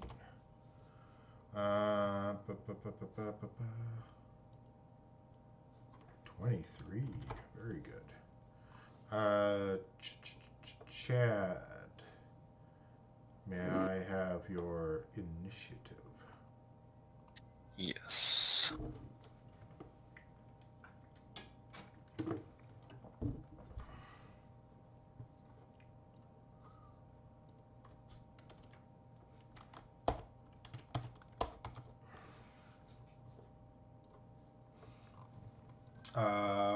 Viper. Nice. Okay. I'm gonna go for another slash. Right. You hit him with a slash attack. Very nice. You hit the creature for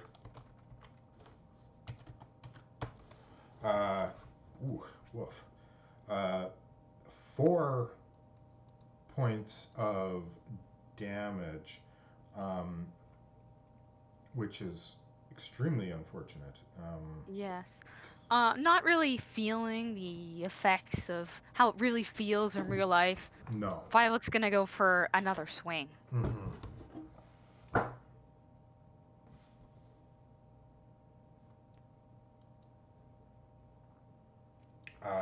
You hit for a second time. Although your hit, let's see. What? Oh, shit.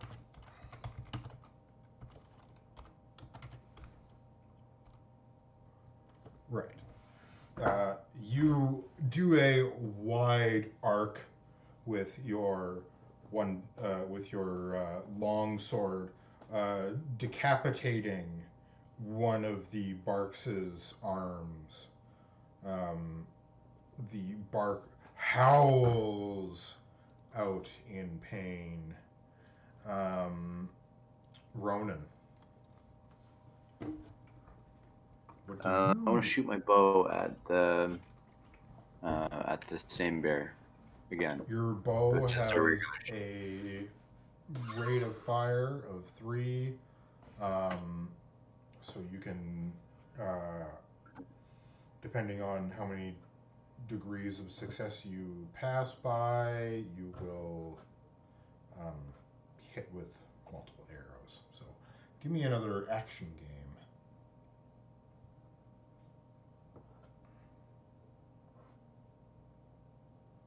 Woof. Very bad. You fumble. Yeah. It's very obvious to any spectators that Ronin does not know how to play video games. He's like your dad playing Call of Duty for the first time on console, and he's just like looking up in the air, unable to like do anything, looking down at the ground as he's walking forwards or directly up into the sky, and just firing arrows in no help whatsoever. Chad. I would like to swing my sword at this nearest bark. Yeah, give us. I forgot that you had melee skills, so give me a melee. Right, yeah. You slam down on the bark with a mighty crashing blow, dealing 11 points of damage, cutting a large wound sideways across the belly of the beast.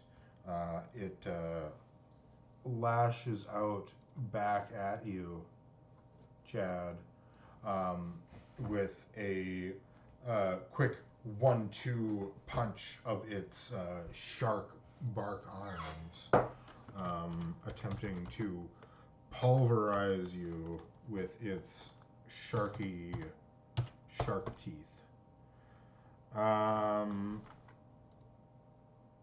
You have dodge, right? Dodge escape. I do.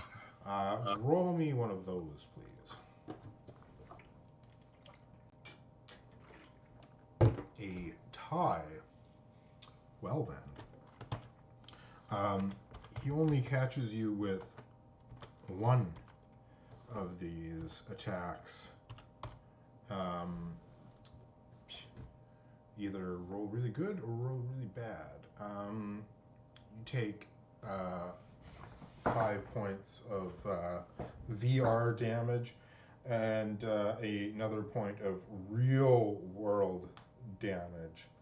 As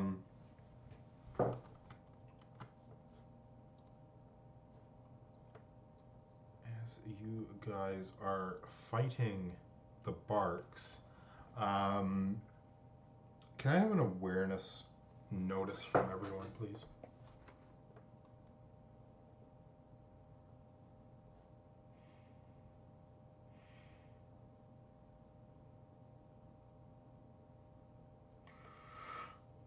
So Chad and Viper, both of you guys having your guys' head on a swivel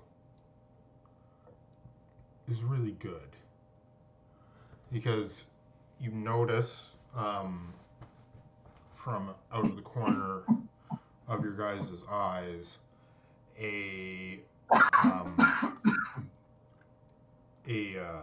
creature just coming out of one of the buildings there, but it doesn't seem to be a creature from this fantasy setting that you're in.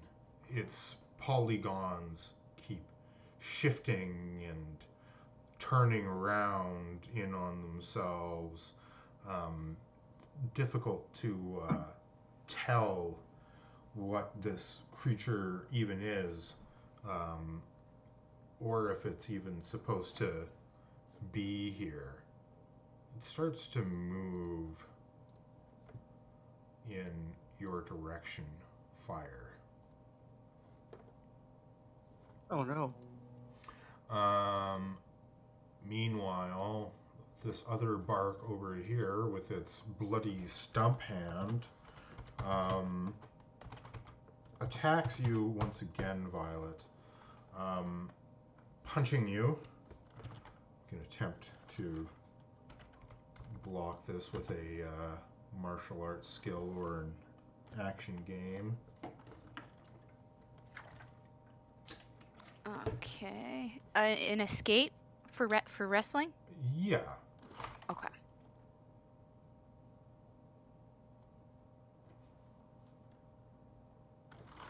Anytime that we do like versus things for martial arts or like close combat stuff, you guys can use your own martial arts abilities or dodge or anything like that to do a versus check against these things to like escape or do all of those things. You do manage to dodge that blow from them, though. However, normal. Hold on, I just gotta do a thing.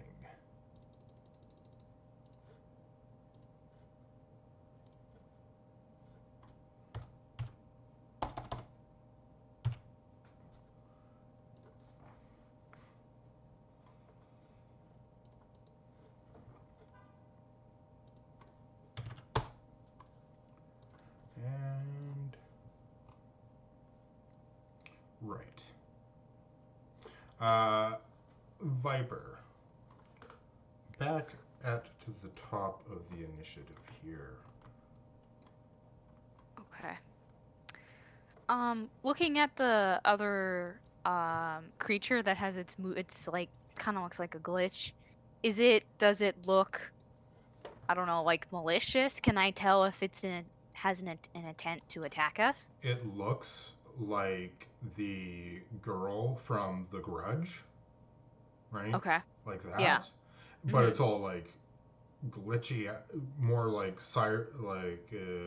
glitched out in the fact that it's like it's really low polygon resolution, and it literally just kind of like fades out. But now that I think about it, I think the girl from The Grudge did that too. But it's been a while since I've seen that movie. Okay. I'm just gonna hack and slash this bark just to get it out of the way. Right. With my 2 hits. Wow. Yeah. Give us your second one at the same time, and we'll see how that goes. Right. Your first attack is quite effective. Dealing...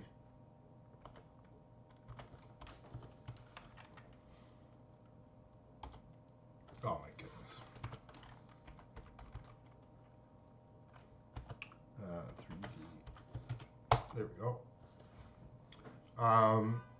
Dealing a considerable amount of damage with your first and second attack. You manage to dismember the bark's 2 legs, and then with a final blow, now that it's down close onto the ground, you pierce its throat with your blade, de-resing the bark. Does the bark drop any loot? The bark drops an amount of what seems like silver coins down onto the ground. Okay. And you see a little icon of like 30 XP appear in the space where it was before itself just kind of like evaporating into nothing. Okay. The hack does not move through the space. It simply just teleports directly like a foot away from you, Viper, and starts to extend its hand out to touch you. It looks like it's trying to grab you by the neck. Okay. It attempts to grab you. It rolls a 9. You can definitely try and not get grabbed by this creature. Which you succeed at, like, epically. The 27, geez, that's really good. You manage to do a quick little somersault backwards as Chad continues his assault on the bark in front of him and Fire. Oh no. Oh no, Chad's forgotten how video games work for a minute, and he overanalyzes things. You swear that you hit the bark with your attacks, but like, I guess you just must have hit. Fucking lag, man. Yeah, exactly. Oh, I hate it. This is bullshit. This game is bullshit. It's fucking stupid. What? And Ronin, what do you do? I want to shoot my bow at. Do I see that like weird polygon thing yet? Give me another awareness notice. In the heat of battle that's going on over here in this direction, it's all very difficult to notice something so kind of amorphous as this black creature. However, you do notice that Viper is evading some kind of unseen assailant. When you focus more in on that area, you notice the creature over there. Okay. And you said that real skills translate into the video game world, so I could fight this thing with a Keto? It does. Real skills do translate, but they are at a natural minus. They translate, but they obviously, like, your own personal knowledge that you're transferring into the controls of the computer are somewhat like lagging, so you guys like get like a natural like negative of like 4 to all of your checks, but that hasn't really been an issue because you guys just keep on like rolling really high. But yeah, you can use your Aikido, but it's just like, you know, slightly harder than it normally would be. Okay, that would probably still be higher than my action game anyway. Right. So yeah, I'm gonna try and leap in the air, do a really nice, cool flip, and try and land by this thing and grab it into a hold. Like, just pin it to the ground. Right. And then Violet can just like prison shank it.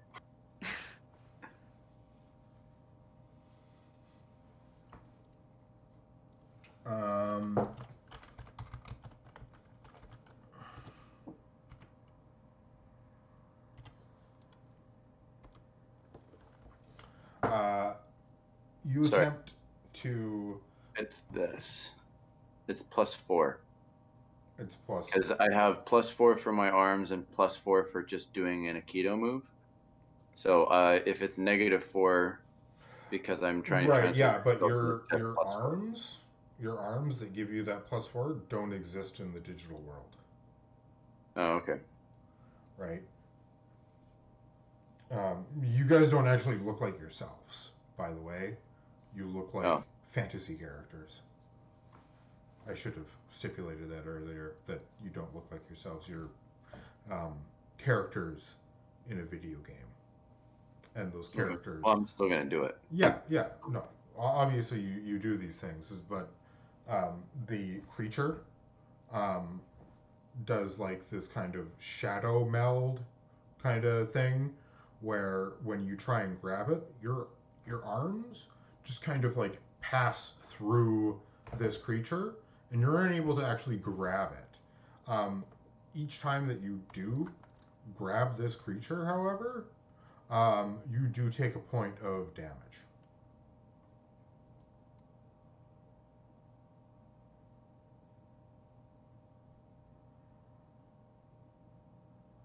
Sorry, how do we do the damage again It's when we're in video games? you guys just like take a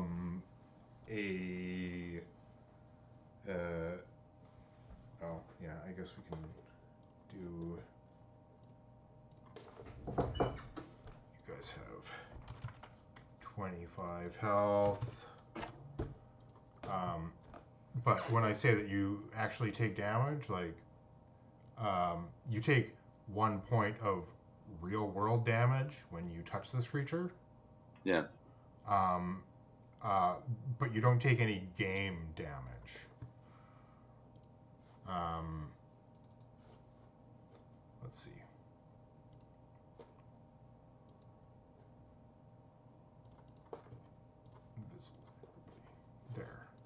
There's your game damage.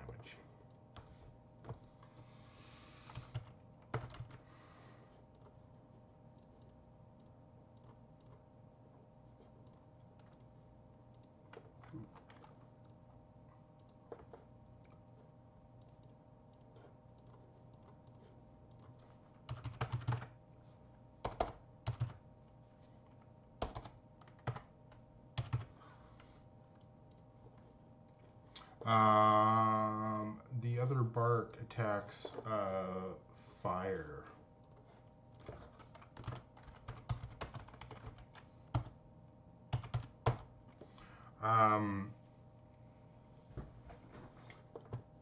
Hitting you and dealing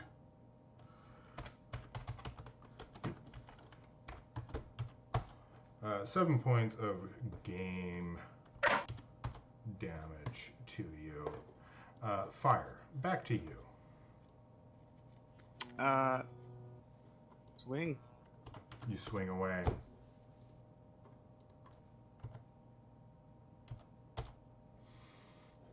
No good. You miss. Missing with your sword back. Oh, that's. There we go. That's better. Back to you, Viper. You see that the physical attacks against this creature are seemingly ineffective in the game. Okay. I'm gonna try and get the attention of the elven lady. Mm-hmm. And say, hey, like, do you have like magic or shit that can work on this strange creature? I do not know of any magics. The bark is terrifying and fearsome creature. I'm sure that such noble creatures such as yourself will be able to destroy its ghastly and beastly form. Please No. save me. Save me. What This about the thing's one not part of behind the you? game. Do you not see the one behind you? I only see the bark. What other creatures do you speak of? The one right beside my other companion. I only see Do you a not see it? tree. I only see a tree. Help! Save me from the bark. Save me. Oh. This thing isn't part of the game. Ah, okay. I'm just gonna run up and swing at it anyways and see what happens. You charge at the creature, Yes. wailing your digital sword against it. Yes.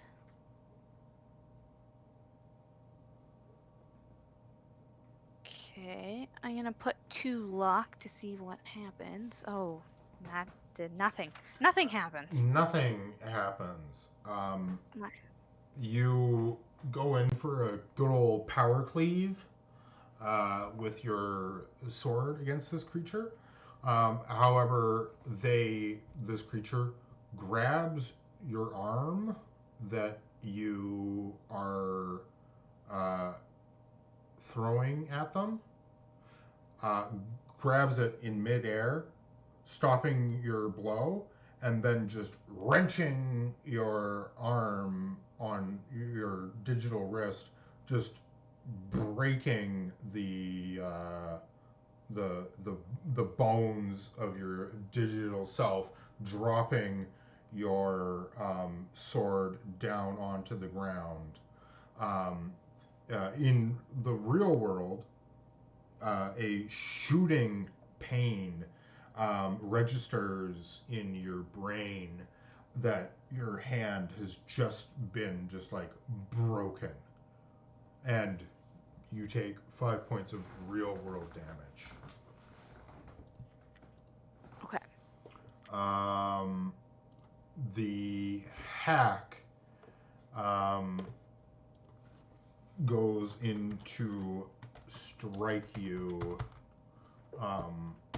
Viper, with its other hand as it maintains the hold on your other hand. It attempts to punch you in your forehead with its fingers. You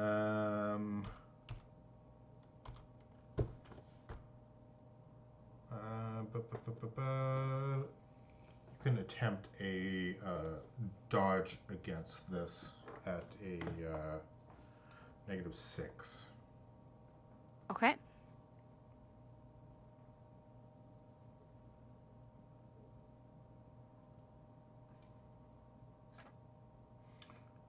Wow. I get okay. a +4 for escape, so I just made it a -2. Nice. Yeah, you're just able to dodge out of the way of this attack coming in on your head. Chad, I'm sure one final attack against the bark will be more than sufficient to finish it off. Oh, let's hope. Yes, you hit. You strike the creature again, and Oh, sorry, that should be a 20 with the -2. still the same. You are even with those insanely low rolls again. You de-res the bark, taking a step forward as you cleave through the de-atomizing creature.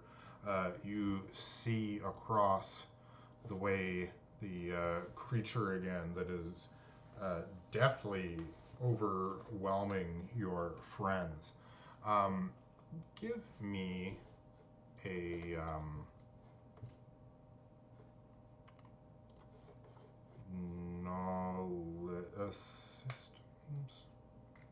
a system knowledge check.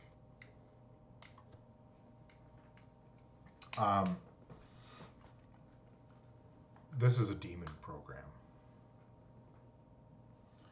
Oh.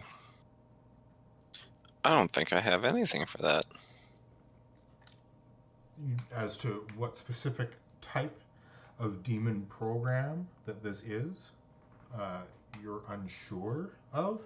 But the fact that it is inside of this VR game is quite disturbing to you. We should probably leave. Yeah. What is this thing, Chad? This is beyond your power. Flee, you fools. Well, I mean, how do we leave the game? Do we just go back to bed? No, you guys can just take your headsets off. Oh, okay.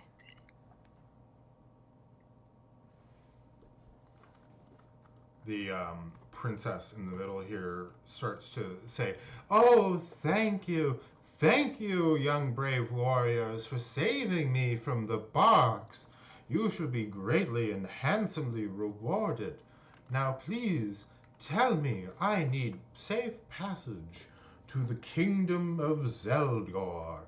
Will you fine people help me now that my traveling companion has been slain by these barks?" Maybe Nope, gotta another run. time.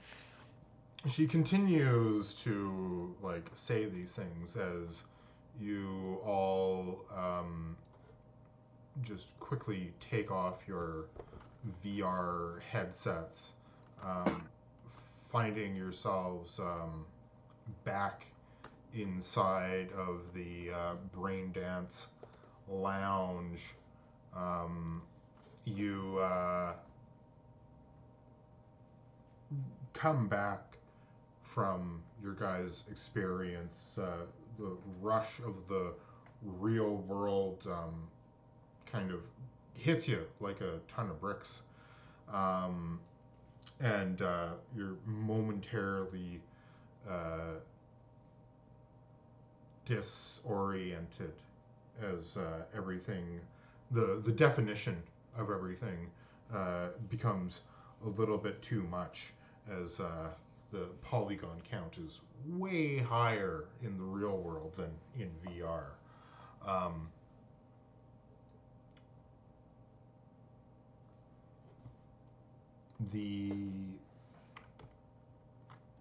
If Chad,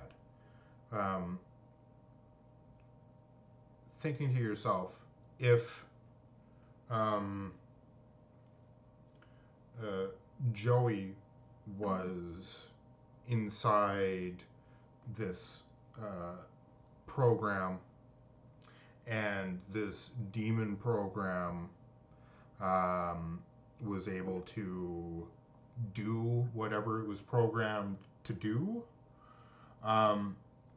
maybe something worse happened to Joey than just getting on a bender and going somewhere.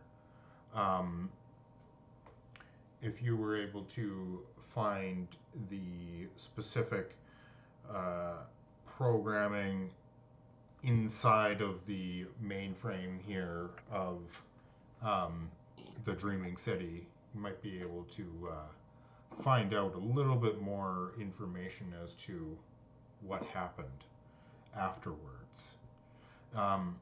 However, we've been at this for about 3 hours now, and it's getting a bit late, so I think that we will call things there for this evening. Cool. All right, guys. Well, that was fun.